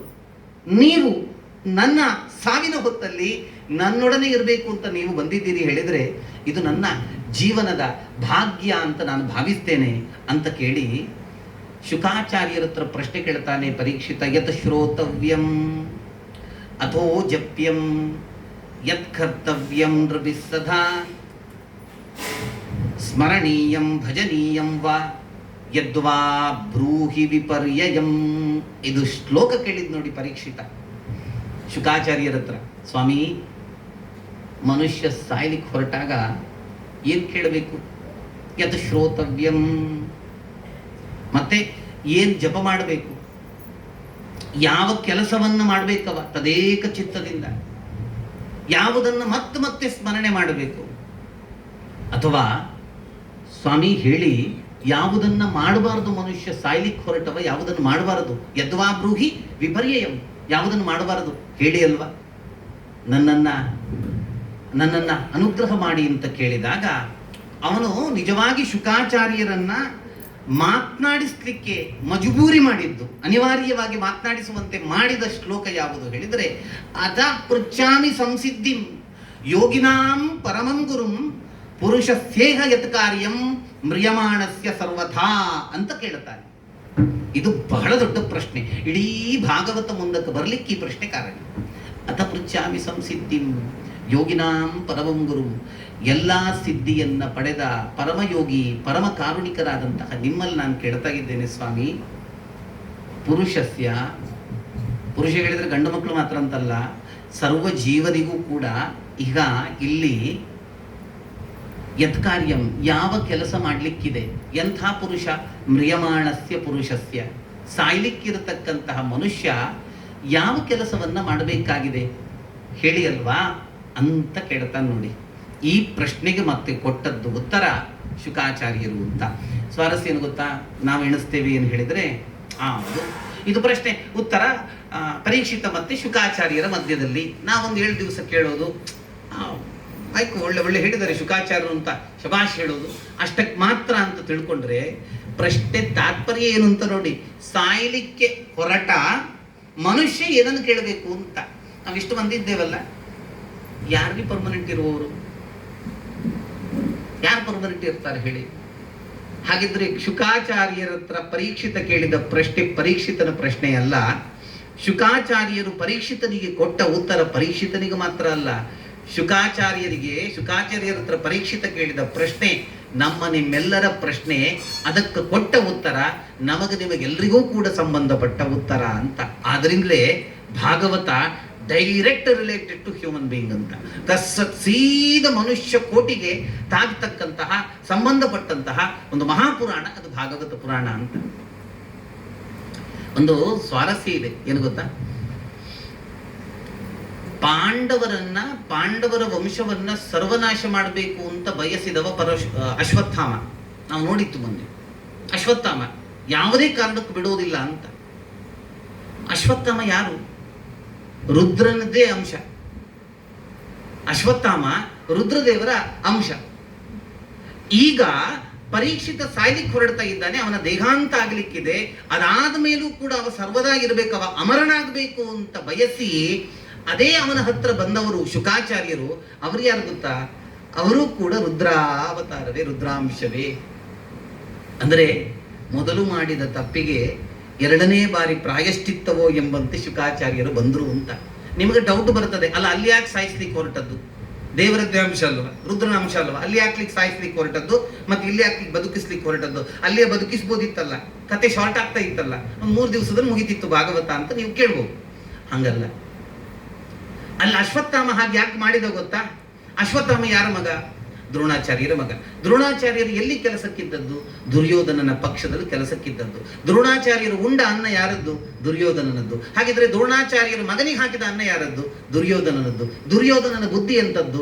ಸಾಯಿಸಬೇಕು ಅನ್ನುವಂಥದ್ದು. ಆದ್ದರಿಂದ ಯಾರ ಅನ್ನವನ್ನು ನಾವು ಉಣ್ತೇವೆ ಆ ಗುಣ ಸ್ವಭಾವಗಳು ನಮ್ಮಲ್ಲಿ ಕೆಲಸ ಮಾಡ್ತದೆ. ಈ ಕಾರಣದಿಂದಲೇ ಅಶ್ವತ್ಥಾಮ ಸಾಯಿಸಬೇಕು ಅಂತ ಹೊರಟ. ಶುಕಾಚಾರ್ಯರು ಯಾರನ್ನ ಮತ್ತೆ ಪ್ರಾರ್ಥನೆ ಮಾಡಿದ್ದು? ವೇದವ್ಯಾಸರನ್ನ ಪ್ರಾರ್ಥನೆ ಮಾಡಿದ್ದು. ಯಾರ ಅಮೃತವನ್ನ ಪಾನ ಮಾಡಿದ್ದು? ವೇದವ್ಯಾಸರಿಂದ ಶಾಸ್ತ್ರ ಅಮೃತವನ್ನ ಪಾನ ಮಾಡಿದ್ದು. ಏನನ್ನು ತಿಂದದ್ದು? ಭಾಗವತ ಅನ್ನತಕ್ಕಂತಹ ರಸಾಯನವನ್ನ ಅದು ಸ್ವೀಕಾರ ಮಾಡಿದ್ದು. ಆದ್ದರಿಂದ ಅಶ್ವತ್ಥಾಮ ಸಾಯಿಸ್ಲಿಕ್ಕೆ ಹೊರಟ್ರೆ ಶುಕಾಚಾರ್ಯರು ಬದುಕು ಶಾಶ್ವತವಾಗಿರುವಂತ ಆ ರೀತಿಯಲ್ಲಿ ಅಮರನನ್ನಾಗಿ ಮಾಡ್ಲಿಕ್ಕೆ ಹೊರಟರು ಅಂತ. ಇವತ್ತು ಶುಕಾಚಾರ್ಯರಿದ್ದಾರಲ್ಲ, ಪಾಂಚಭೌತಿಕ ದೇಹ ಇಲ್ಲದೆ ಇರುವುದು. ನಾವು ಮಾತನಾಡ್ತಾ ಇದ್ದೇವೆ, ನೀವು ಕೇಳ್ತಾ ಇದ್ದೀರಿ, ಭಾಗವತದಲ್ಲಿ 1000 ಸರ್ತಿ ಬರ್ತದೆ. ಶುಕಾಚಾರ್ಯರು ಎಲ್ಲಿ ಇಲ್ಲ ಅಂತಾದ್ರು, ಪರೀಕ್ಷಿತ ಎಲ್ಲಿ ಇಲ್ಲ ಅಂತಾದ. ಪರೀಕ್ಷಿತನನ್ನ ಅಮರನನ್ನಾಗಿ ಮಾಡಬೇಕು ಅಂತ ಬಂದವರೇ ಶುಕಾಚಾರ್ಯರು ಅಂತ. ಈ ರಾಜ ಕೇಳಿದ ಪ್ರಶ್ನೆಗೆ ಮತ್ತೆ ಕೊಟ್ಟ ಉತ್ತರ ಶುಕಾಚಾರ್ಯರದಿದೆಯಲ್ಲ, ಪರಮಾದ್ಭುತ ಉತ್ತರ. ಫಸ್ಟ್ ಉತ್ತರ ಉಂಟಲ್ಲ, ಒಂದು ಚಾಟಿ ಎಟ್ಟಿನ ರೀತಿಯಲ್ಲೂ ಉತ್ತರ ಕೊಡ್ತಾರೆ ನೋಡಿ. ಡೈರೆಕ್ಟ್ ನಮ್ಮನ್ನು ನೋಡ್ಕೊಂಡೇ ಹೇಳ್ತಾ ಇದ್ದಾರೆ ಅಂತ. ಶ್ರೋತವ್ಯಾನಿ ಹಿ ರಾಜೇಂದ್ರ ನೃಣಾಂ ಸಂತಿ ಸಹಸ್ರಶಃ ಅಂತ ಹೇಳಿ ಶುರು ಮಾಡ್ತಾರೆ. ಅಪಶ್ಯತಾಂ ಆತ್ಮತತ್ವಂ ಗೃಹೇಶು ಗೃಹಮೇಧಿನ ನಿದ್ರಯ ಕ್ರಿಯತೆ ನಕ್ತಂ ವ್ಯವಾಯೇನ ನವಂ ವಯಃ ದಿವಾಚ ಅರ್ಥೇಹಯ ರಾಜನ್ ಕುಟುಂಬ ಭರಣೇನವ ಅಂತ ಕೇಳಿದ್ರು ನೋಡಿ. ಅವ್ರು ಏನ್ ಹೇಳ್ತಾರೋ ಗೊತ್ತಾ ಶುಕಾಚಾರ್ಯರು? ರಾಜ ಕೇಳಿದ ಪ್ರಶ್ನೆಗೆ ಏನ್ ಕೇಳಬೇಕು ಅಂತ ಕೇಳ್ತಾ ಇದೆಯಲ್ಲ, ಏನ್ ಕೇಳಬೇಕು, ಏನ್ ನೋಡ್ಬೇಕು, ಏನು ಮಾಡಬೇಕು, ಮನುಷ್ಯನಿಗೆ ಏನಯ್ಯ ಕೇಳಲಿಕ್ಕೆ 1000 ಸಂಗತಿ ಇದೆ ಅಂತ ಹೇಳ್ತಾರೆ. ಶ್ರೋತವ್ಯಾನಿ ಈಗ ರಾಜೇಂದ್ರ ನೃಣಾಂ ಸಂತಿ ಸಹಸ್ರಶಃ, 1000 ಸಂಗತಿಗಳಿದೆ ಅಲ್ಲಿ ಕೊಡಜಾದಾನ ಅಂತ ಶುರು ಮಾಡುತ್ತೇವೆ ನಾವು. ಅಗತ್ಯ ಉಂಟಾ? ನಮಗೆ ಅಗತ್ಯ ಉಂಟಾ? ಇಲ್ಲ. ನಾವು ದೇವಸ್ಥಾನಕ್ಕೆ ಬರ್ತೇವೆ, ಹೂವಿನ ಪೂಜೆ ಕೊಟ್ಟಿದ್ದೇವೆ, ಏನೋ ಭಟ್ರು ಒಂದು 1/4 ಗಂಟೆ ಲೇಟ್ ಆಗಿದೆ, ಬಿತ್ತು ಕೋಡೆ ಸೀರಿಯಲ್ದು ಕಡೇತ ಪುರ್ತುಡಾನ ಕರೆಂಟ್ ನಿಜಾದಾನಿಯೇ ಅಂತ ಶುರು ಮಾಡುತ್ತೇವೆ ಅಲ್ವಾ? ಅಪಶ್ಯತಾಂ ಆತ್ಮ, ಯಾಕೋ ಬಂದಿ ದೇವಸ್ಥಾನಕ್ಕೆ ಬಂದೆ, ಏನ್ ಸೇವೆ ಕೊಟ್ಟಿದ್ದಿ? ಹೂವಿನ ಪೂಜೆ. ಆ ದೇವರ ಗಾನ ಹೇಳಲ್ಲ, ಸಂಕೀರ್ತನೆ ಮಾಡು. ಇಲ್ಲ, ಮಾಡೋದಿಲ್ಲ. ಮತ್ತೆ ನಮ್ದು ಲೌಕಿಕ ಶುರುವಾಯ್ತಲ್ಲ.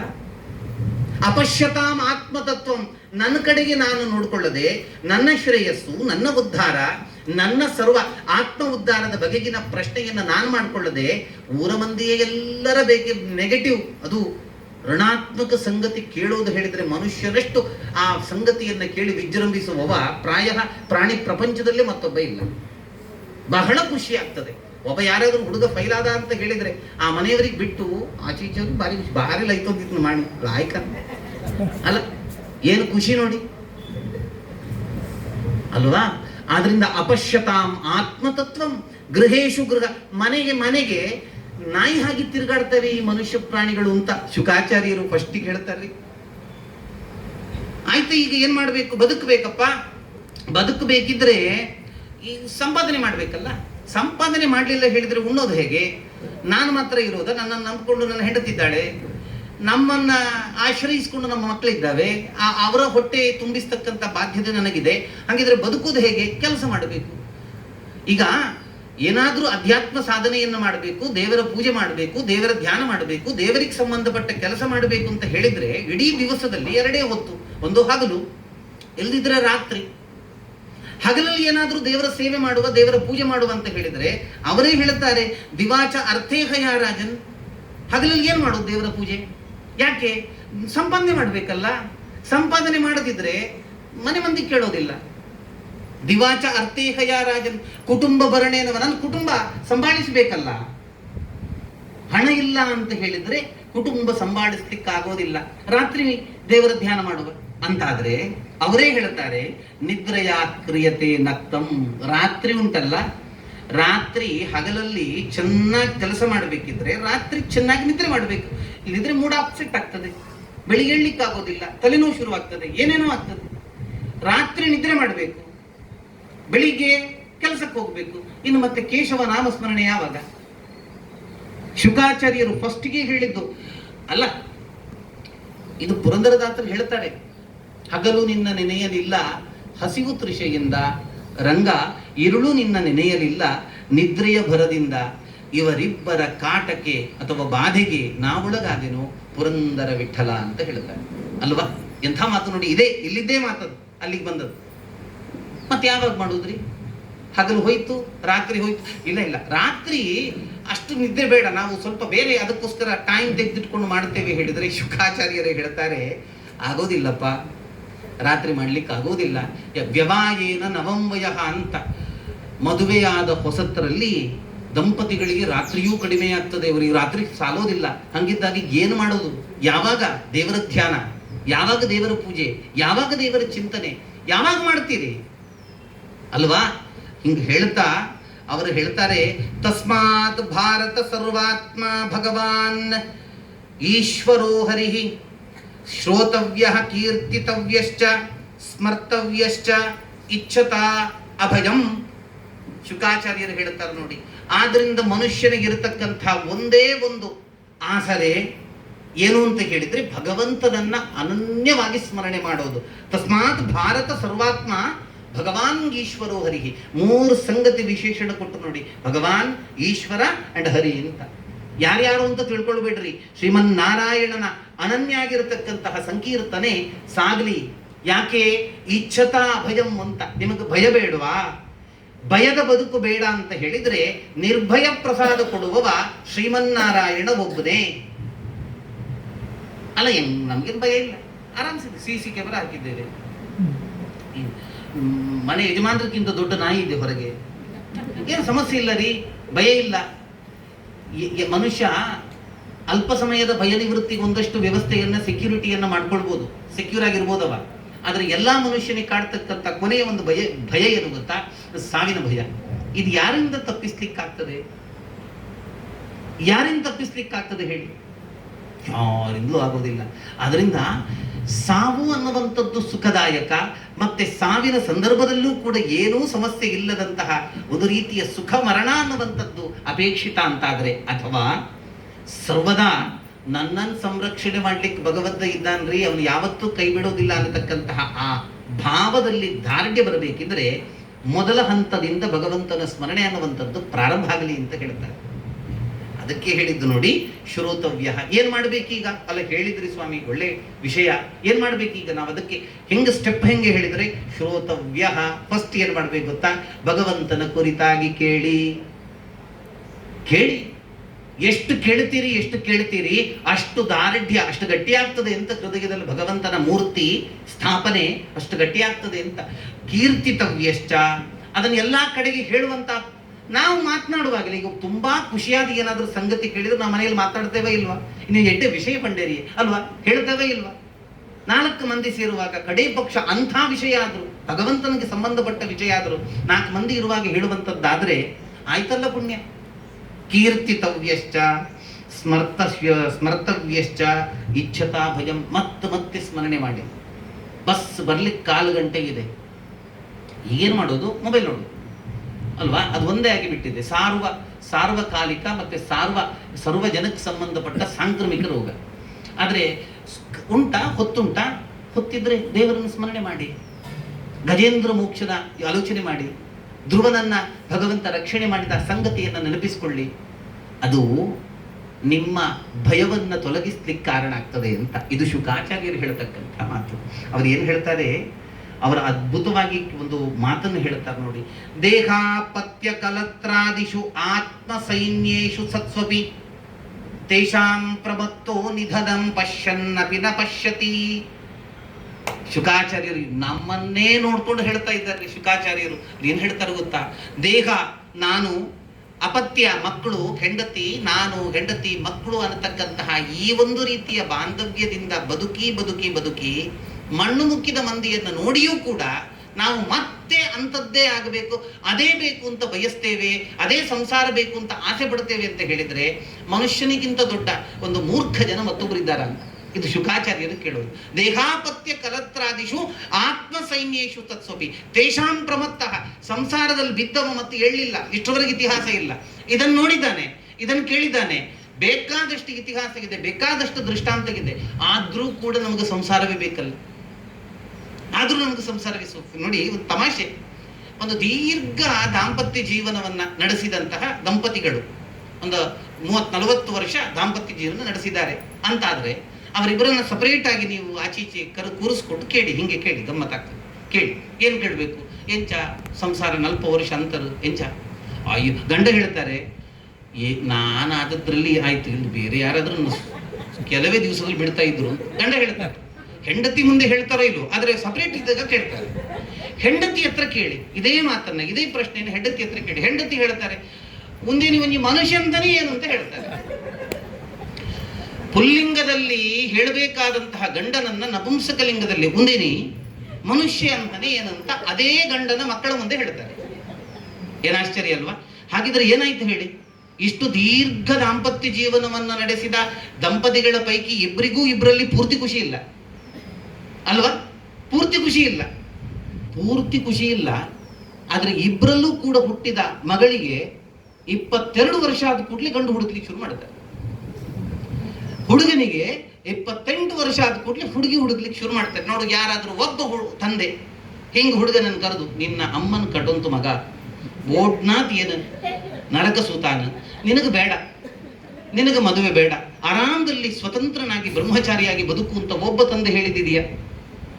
ಒಂದು ಹೆಣ್ಮಗಳನ್ನ ತಾಯಿ ಕರೆದು, ನಿನ್ನ ಅಪಲಕನೇ ಕುಡುಂಜಿ ವೀರಭದ್ರ ನಿಂಗೆ ಸಿಕ್ಕಂಡ ಕಷ್ಟ ಅನಿತ್ತವರ ಬೋತ್ರಿ ಅಂತ ಹೇಳಿ ಈ ಇಂಚನೆ ಇಟ್ಲ ಅಂತ ಒಬ್ಬ ತಾಯಿ ತನ್ನ ಮಗಳಿಗೆ ಹೇಳಿದ್ದಿದೆಯಾ? ಇತಿಹಾಸದಲ್ಲಿದೆಯಾ? ಹೇಳೋದಿಲ್ಲ. ನಮಗೆ ಸಂಕಟ ಶುರುವಾಗ್ತದೆ. ಅದೇ ಪ್ರಾಯದ ಹತ್ತಿರದ ಮನೆಯ ಹುಡುಗಿಗೆ ಅಥವಾ ಹುಡುಗನಿಗೆ ಮದುವೆ ಆದ್ರೆ ಮತ್ತೆ ಇಡೀ ನಮ್ಮ ಜೀವದ ಒಳಗೆ ಅವಲಕ್ಕಿ ಕುಟ್ಲಿಕ್ಕೆ ಪ್ರಾರಂಭ ಆಗ್ತದೆ. ನನ್ನ ಮಗಳಿಗಾಗ್ಲಿಲ್ಲ. ಇದನ್ನೇ ಶುಕಾಚಾರ್ಯರು ಹೇಳಿದ್ದು. ಪಶ್ಯನ್ನಪಿನ ಪಶ್ಯತಿ ಅಂತ. ನೋಡ್ತಾ ಇದ್ದಾನೆ ಸಂಸಾರಕ್ಕೆ ಬೆಂದತಕ್ಕಂತಹ ಮಂದಿಯನ್ನ ನೋಡ್ತಾ ಇದ್ದಾನೆ. ಮತ್ತೆ ಸಂಸಾರದಲ್ಲಿ ಏನು ವ್ಯತ್ಯಾಸ ಹೇಳಿ? ನಮ್ಮಪ್ಪನಿಗೆ ಮದುವೆ ಆಗಿದೆ, ಮದುವೆ ಆಗೋದಕ್ಕಿಂತ ಮುಂಚೆ ನಿಶ್ಚಯಿತಾಂಬೂಲ ಆಗಿತ್ತು, ಸಮಾವರ್ತನೆ ಆಗಿತ್ತು, ಅವರಿಗೆ ಮದುವೆ ಆಯಿತು. ನನಗೆ ನಿಶ್ಚಯಿತಾಂಬೂಲ ಆಯಿತು, ನನಗೆ ಸಮಾವರ್ತನೆ ಆಯಿತು, ನನಗೆ ಮದುವೆ ಆಯಿತು. ನನ್ನ ಮಗ ಅವನಿಗೆ ಉಪನಯನ ಆಯಿತು, ನಿಶ್ಚಯಿತಾಂಬೂಲ ಆಯಿತು, ಸಮಾವರ್ತನೆ ಆಯಿತು, ಮದುವೆ ಆಯಿತು, ಎಲ್ಲ ಸೇಮ್, ಎಂಥದೂ ವ್ಯತ್ಯಾಸ ಇಲ್ಲ. ಬರೀ ಫಂಕ್ಷನಿನ ಮೆನುವಿನಲ್ಲಿ ವ್ಯತ್ಯಾಸ ಇರ್ಬೋದು ಅಷ್ಟೇ. ನನ್ನ ಅಪ್ಪನ ನಿಶ್ಚಯಿತಾಂಬೂಲಕ್ಕೆ ಹಪ್ಪಳ ಇರ್ಬೋದು, ನನಗಾಗುವಾಗ ಇಡ್ಲಿ ಸಾಂಬಾರು ಬಂತು, ನನ್ನ ಮಗನಿಗೆ ಇನ್ನೂ ಸ್ವಲ್ಪ ರಾಯಲ್ ಏನಾದರೂ ಇರ್ಬೋದು. ಇದು ಬಿಟ್ಟು ಮತ್ತೆ ಏನ್ರಿ ವ್ಯತ್ಯಾಸ ಬಂತು? ಇಷ್ಟೇ ಅಲ್ವಾ? ಆಲೋಚನೆ ಮಾಡಬೇಕಾದಂತ ಸಂಗತಿ. ಇಂಥ ಶುಕಾಚಾರ್ಯರು ಹೇಳ್ತಕ್ಕಂಥ ಒಂದೊಂದು ಮಾತು ಅದೆಷ್ಟು ನಮ್ಮ ನಾಡಕ್ಕೆ ದೂಡುತ್ತದೆ ನೋಡಿ, ಎಷ್ಟು ಆಳಕ್ಕೆ ದೂಡುತ್ತದೆ. ಪಶ್ಯನ್ನಪಿನ ಪಶ್ಯತಿ. ಆದ್ರಿಂದ ಈ ಜಂಜಾಟ ಬೇಡವಾ?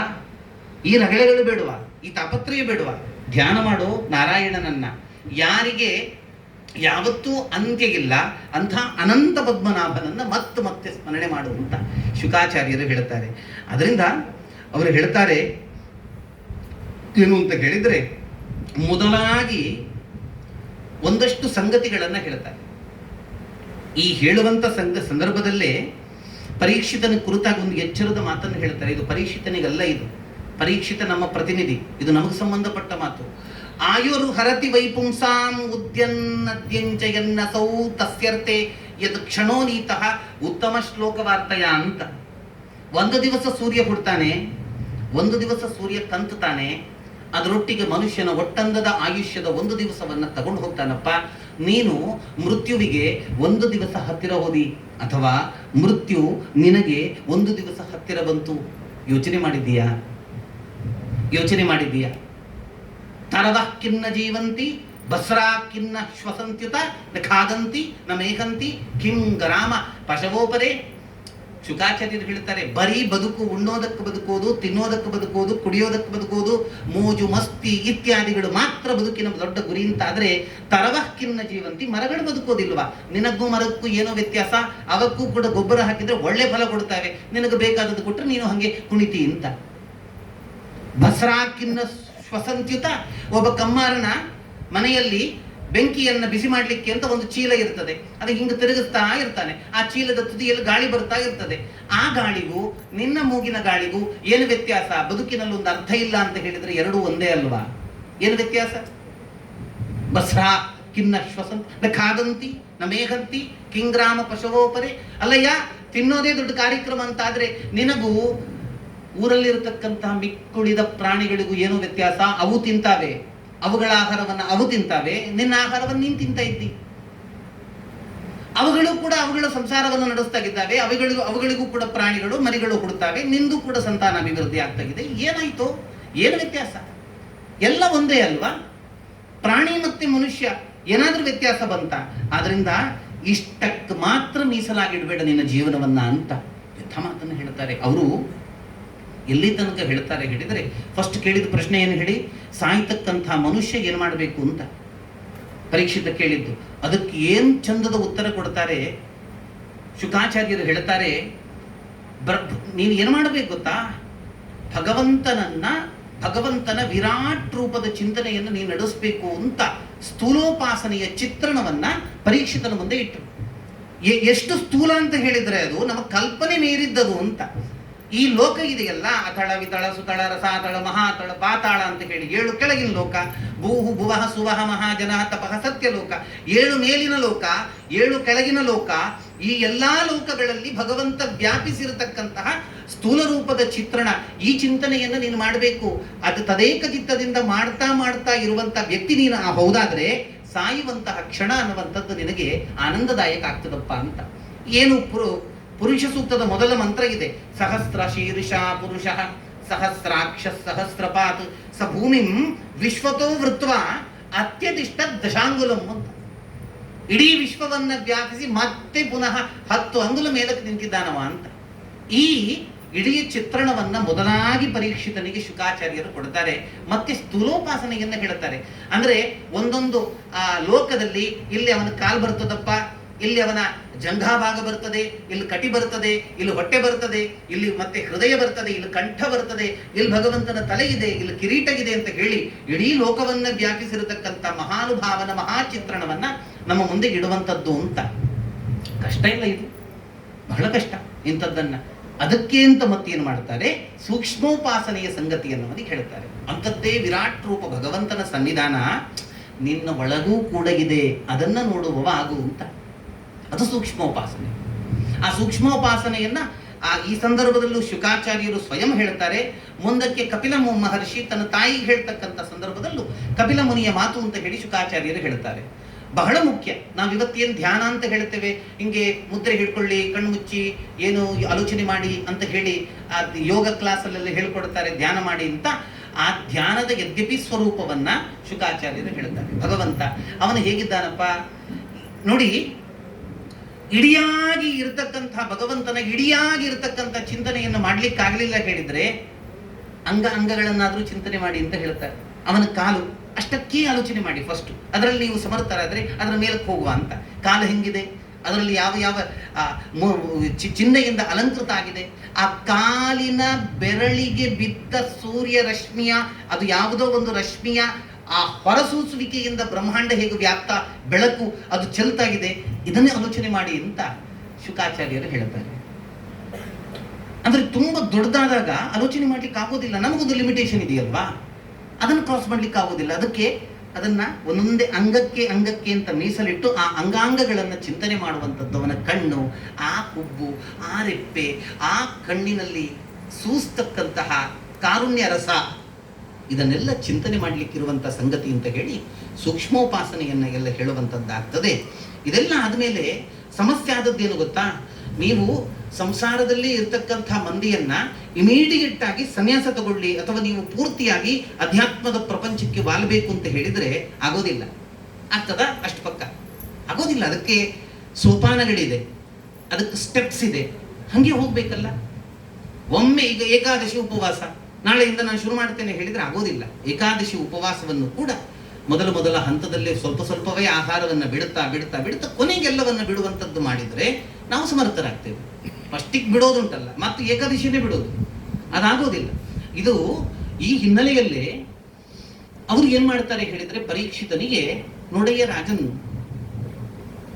ನಮ್ಮ ಮನುಷ್ಯನಿಗೆ ಕೆಲವೊಂದು ಬೇಕುಗಳು ಅಂತ ಇರುತ್ತದೆ. ಆ ಬೇಕುಗಳನ್ನ ಅವನ ಸ್ವಸಾಮರ್ಥ್ಯದಿಂದ ಪಡ್ಕೊಳ್ತೇನೆ ಅನ್ನುವಂಥದ್ದ ಭಾವದಿಂದ ಪಡ್ಕೊಳ್ಳಿಕ್ಕೆ ಹೊರಟ್ರೆ ಅದಾಗದ ಸಂಗತಿ. ಯಾಕೆ ಹೇಳಿದ್ರೆ ಅವರಿಗೆ ಅಂತ ಸ್ವಾತಂತ್ರ್ಯವೇ ಇಲ್ಲ. ಆದ್ರಿಂದ ಕೆಲವೊಂದನ್ನ ಕೆಲವರಿಂದ ಪಡೆಯುವಂಥದ್ದಾಗಬೇಕು, ಹಂಗ್ ಮಾಡಬೇಕು.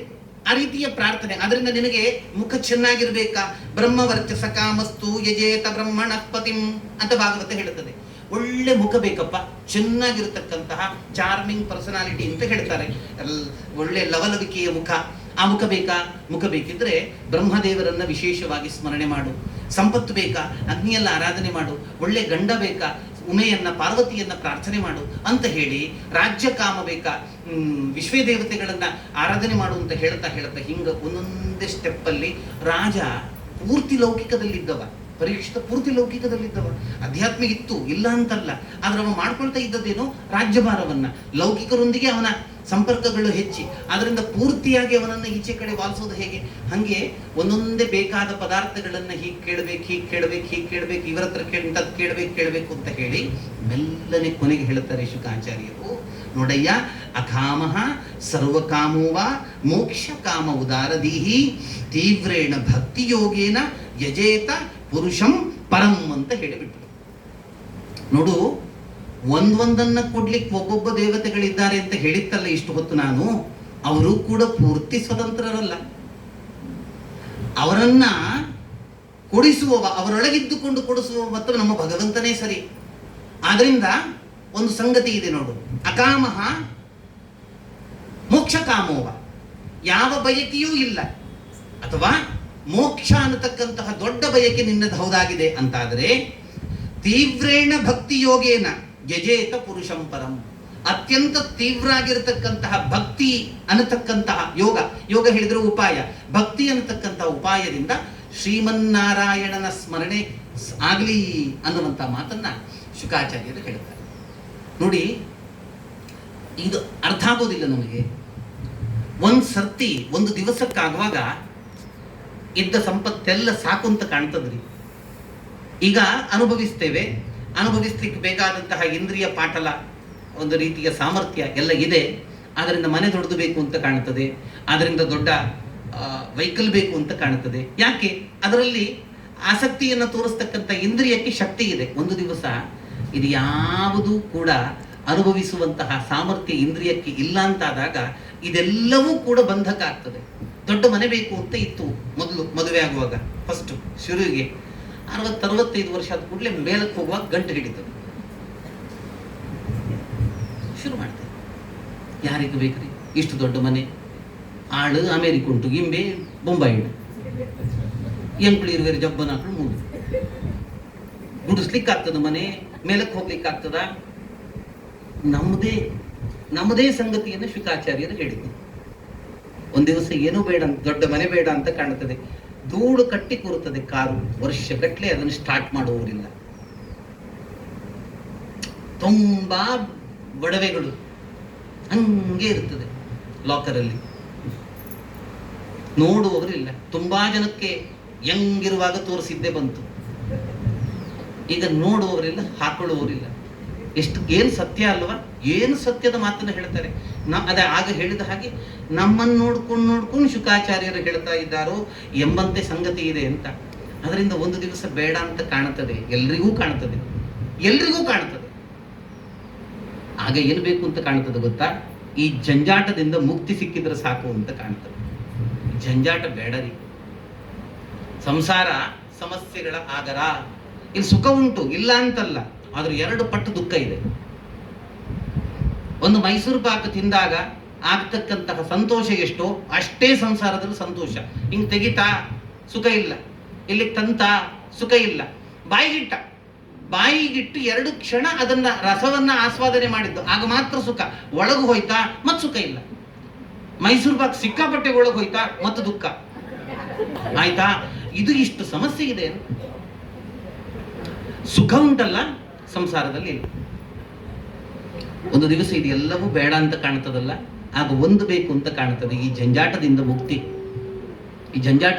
ಮತ್ತು ನಮ್ದು ಏನಾಗಿದೆ ಹೇಳಿದ್ರೆ, ನಾವು ನಮ್ಮವರಿಗೋಸ್ಕರ ಬದುಕಬೇಕು ಅಂತ ನಾವು ಇಷ್ಟು ಮಾಡ್ತಾ ಇದ್ದೇವಲ್ಲ, ಇಷ್ಟೆಲ್ಲ ಹಪಾಹಪಿ ಇಷ್ಟೆಲ್ಲ ಆಗ್ತಾ ಉಂಟಲ್ಲ, ಆಲೋಚನೆ ಮಾಡ್ಬೇಕೇನು ಗೊತ್ತಾ? ದೇಹಾಂತ ಆದ್ಮೇಲೆ ನಮಗೂ ನಮ್ಮವರಿಗೆ ಸಂಬಂಧವೇ ಇಲ್ಲ. ಕಾಷ್ಟೌಘವಚ್ಚಲಹ ಅಂತ ಗರುಡ ಪುರಾಣ ಹೇಳ್ತದೆ. ಸಂಸಾರ ಅಂತ ಹೇಳಿದ್ರೆ ಏನು ಗೊತ್ತಾ? ನದಿಯಲ್ಲಿ ನೀರು ಹೋಗ್ತಾ ಇರ್ತದಲ್ಲ, ಒಂದಷ್ಟು ತರೆಗಳೆಲ್ಲ ಬಿದ್ದಿದ್ದಾವೆ, ಒಂದಷ್ಟು ಪುಡಿ ಕಡ್ಡಿಗಳು ಬಿದ್ದಿದ್ದಾವೆ. ಆ ಕಡ್ಡಿಗಳು ಬಿದ್ದಾಗ ಅದು ಸ್ವಲ್ಪ ದೂರ ಒಟ್ಟಿಗೆ ಹೋಗ್ತದೆ ನೋಡಿ, ಸ್ವಲ್ಪ ದೂರ ಒಟ್ಟಿಗೆ ಅದು ಹೋಗ್ತದೆ. ಅಲ್ಲಿ ಯಾವುದೋ ಒಂದು ಸುಳಿ ಬಂದಾಗ ಈ ಕಡ್ಡಿ ಆಚೆ ಹೋಗ್ತದೆ, ಈ ಎಲೆ ಈಚೆಗೆ ಬರ್ತದೆ. ಹಂಗೇರಿ ಈಗ ಇವ್ರ ಗಂಡ, ಈಕೆ ಹೆಂಡತಿ, ಅವ ಮಗ, ಇವಳು ಮಗಳು, ಅವಳು ಚಿಕ್ಕಮ್ಮ, ದೊಡ್ಡಮ್ಮ, ಈಗೆಲ್ಲ ಶಬ್ದಗಳು ಆಂಟಿಗೆಲ್ಲ ಪರಿವರ್ತನೆ ಆಗಿದೆ. ಅಂತ ಏನಾಗಿದೆ ಹೇಳಿದ್ರೆ ಇಷ್ಟರಲ್ಲೇ ಆಗಿದೆ. ಮತ್ತು ಸ್ವಲ್ಪ ದೂರ ಹೋದಾದ್ಮೇಲೆ ಅದು ಬೇರೆ, ನೆಕ್ಸ್ಟ್ ಜನ್ಮಕ್ಕೆ ಬೇರೆ, ಕಾರ್ಯಕ್ರಮವೇ ಬೇರೆ, ಊರೇ ಬೇರೆ, ದೇಶವೇ ಬೇರೆ. ಹೋದ ಯಾರಾದ್ರೂ ಪುಣ್ಯಾತ್ಮ ಈ ಜನ್ಮದಲ್ಲಿ ಅವೇನು ಪೋಯನ್ಮಂತ ರಾವಣಿ ಅಂತ ಹೇಳಿದ್ರೆ ಪೆಟ್ಟಾಗ್ತಾರೆ, ಅದಾಗೋದಿಲ್ಲ ಅಲ್ವಾ? ಹಾಗಿದ್ರೆ ಯೋಚನೆ ಮಾಡಬೇಕಲ್ಲ, ಯೋಚನೆ ಮಾಡಬೇಕಾದದ್ದೇ ಸಂಗತಿ. ಇದನ್ನು ಶುಕಾಚಾರ್ಯರು ಹೇಳುವಂಥದ್ದಾಗ್ತದೆ. ಮುಂದಕ್ಕೆ ಏನು ಮಾಡ್ತಾರೆ ಹೇಳಿದ್ರೆ, ಶುಕಾಚಾರ್ಯರು ಪ್ರಾರ್ಥನೆ ಮಾಡ್ತಾರೆ. ಯತ್ ಕೀರ್ತನಂ ಯತ್ ಶ್ರವಣಂ ಯದೀಕ್ಷಣಂ ಯತ್ ವಂದನಂ ಯಶ್ರವಣಂ ಯದರ್ಹಣಂ ಲೋಕಸ್ಯ ಸದ್ಯೋ ವಿಧುನೋತಿ ಕಲ್ಮಷಂ ತಸ್ಮೈ ಸುಭದ್ರ ಶ್ರವಸೇ ನಮೋ ನಮಃ. ತಂದದಲ್ಲಿ ಇಷ್ಟು ಹೇಳಿ ಆದ್ಮೇಲೆ ಒಂದು ದೊಡ್ಡ ಸಂಗತಿ ಹೇಳ್ತಾರೆ. ನೋಡಯ್ಯ, ಯಾರನ್ನ ಕೀರ್ತನೆ ಮಾಡ್ತೇವೆ, ಯತ್ ಕೀರ್ತನಂ ಯತ್ ಶ್ರವಣಂ, ಯಾರನ್ನ ಕೀರ್ತನೆ ಮಾಡಿದಾಗ, ಯಾರ ಕುರಿತಾಗಿ ಕೇಳಿದಾಗ, ಯಾರ ಮೂರ್ತಿಯನ್ನ ಕಂಡಾಗ, ಯಾರ ಪಾದ ಅಂಗ್ರಿಗಳಿಗೆ ಮತ್ತೆ ತಲೆ ಬಾಗಿದಾಗ, ಯತ್ ಶ್ರವಣಂ, ಯಾರ ಕುರಿತಾಗಿ ಮತ್ತಷ್ಟು ಶ್ರವಣ ಅನ್ನತಕ್ಕಂತಹ ಆ ಕೆಲಸವನ್ನ ಮಾಡಿದಾಗ, ಯದರ್ಹಣಂ, ಯಾರ ಕುರಿತು ಪೂಜೆ ಮಾಡಿದಾಗ, ಲೋಕಸ್ಯ ಸದ್ಯೋ ವಿಧುನೋತಿ ಕಲ್ಮಷಂ, ಮನುಷ್ಯನ ಸರ್ವ ಪಾಪಗಳೂ ಕೂಡ ನಿರ್ಮುಕ್ತ ಅವಸ್ಥೆಗೆ ಬರ್ತದೆ. ಅಂತಹ ಸುಭದ್ರ ಶ್ರವಸೆ ನಮೋ ನಮಃ ಅಂತ, ಅಂತಹ ಭಗವಂತನಿಗೆ ನಮನ ಅಂತ ಹೇಳ್ತಾರೆ. ಅಂದ್ರೆ ನಾವೀಗೇನು ಮಾಡ್ತಾ ಇದ್ದೇವೆ, ನಮ್ಮ ಪಾಪ ಪರಿಹಾರಕ ಅಂತ ಲೆಕ್ಕ. ಯಾರ ಬಗ್ಗೆ ಕೇಳ್ತೇವೆ, ಯಾರ ಬಗ್ಗೆ ನೋಡ್ತೇವೆ, ಯಾರ ಆರಾಧನೆ ಮಾಡ್ತೇವೆ, ಯಾರ ಪೂಜೆ ಮಾಡ್ತೇವೆ. ಲೋಕ ಹೇಳಿದ್ರೆ ಎರಡರ್ಥ, ಒಂದು ಸೊಸೈಟಿ ಸಮಾಜ ಅಂತ, ಇನ್ನೊಂದು ಲೋಕ ಹೇಳಿದ್ರೆ ಮನುಷ್ಯನ ಪಾಪ ಪರಿಹಾರ ಆಗ್ತದಪ್ಪ. ಅದರಿಂದ ತಪಸ್ವಿನೋ ದಾನಪರ ಯಶಸ್ವಿನೋ ಮನಸ್ವಿನೋ ಮಂತ್ರವಿದಸ್ಸು ಮಂಗಲಾಹ, ತಪಸ್ವಿಗಳ ತಪಸ್ಸು, ಮಂತ್ರಿಗಳ ಮಂತ್ರ, ದಾನವನ್ನ ಮಾಡಿದವರ ದಾನ ಪ್ರಕ್ರಿಯೆ, ಮತ್ತೆ ಸುಮಂಗಲೆಯರ ಮಾಂಗಲ್ಯ, ಇದು ಎಲ್ಲವೂ ಕೂಡ ಯಾರ ಕುರಿತಾಗಿ ನಡೆದಾಗ ಆ ವ್ಯಕ್ತಿಗೆ ಅದು ಫಲದಾಯಕ ಆಗ್ತದೋ, ಅದು ಸಫಲತೆಯನ್ನ ಕಂಡಿತೋ ಅಂತ ಭಗವಂತನಿಗೆ ನಮನ ಅಂತ. ಅಂದ್ರೆ ದಾನಕ್ಕೂ ಸಾರ್ಥಕ್ಯ ಎಲ್ಲಿ ಅಂತ ಹೇಳಿದರೆ ಕೃಷ್ಣಾರ್ಪಣ ಅಂತ ಹೇಳಿದಾಗ, ತಪಸ್ಸಿಗೂ ಸಾರ್ಥಕ್ಯ ಎಲ್ಲಿ ಅಂತ ಹೇಳಿದ್ರೆ ಕೃಷ್ಣಾರ್ಪಣ ಅಂತ ಹೇಳಿದಾಗ, ಸುಮಂಗಲೆಯರು ಹೇಳತಕ್ಕಂತಹ ಶೋಭಾನೆಯೋ, ದ್ವಾದಶ ಸ್ತೋತ್ರವೋ, ಇನ್ನಿತರ ಯಾವುದಾದ್ರೂ ಸ್ತೋತ್ರಗಳು ಯಾವುದಾದ್ರೂ ಇದ್ರೂ ಕೂಡ ಕೊನೆಗೆ ನೀವು ಕೃಷ್ಣಾರ್ಪಣ ಅಂತ ಹೇಳ್ತಿರಲ್ಲ, ಆಗ ಅದಕ್ಕೆ ಧನ್ಯತೆ ಅಂತ. ಅಂದ್ರೆ ಏನು, ಅವನಿಗೆ ಅರ್ಪಣೆಯೇ ಜೀವನ ಧನ್ಯ ಆಗತಕ್ಕಂತಹ ಸಂಗತಿ ಅಂತ. ಇದನ್ನ ಇದ್ದಕ್ಕಿದ್ದಾಗಿ ಶುಕಾಚಾರ್ಯರು ಹೇಳುವಂತದ್ದಾಗ್ತದೆ.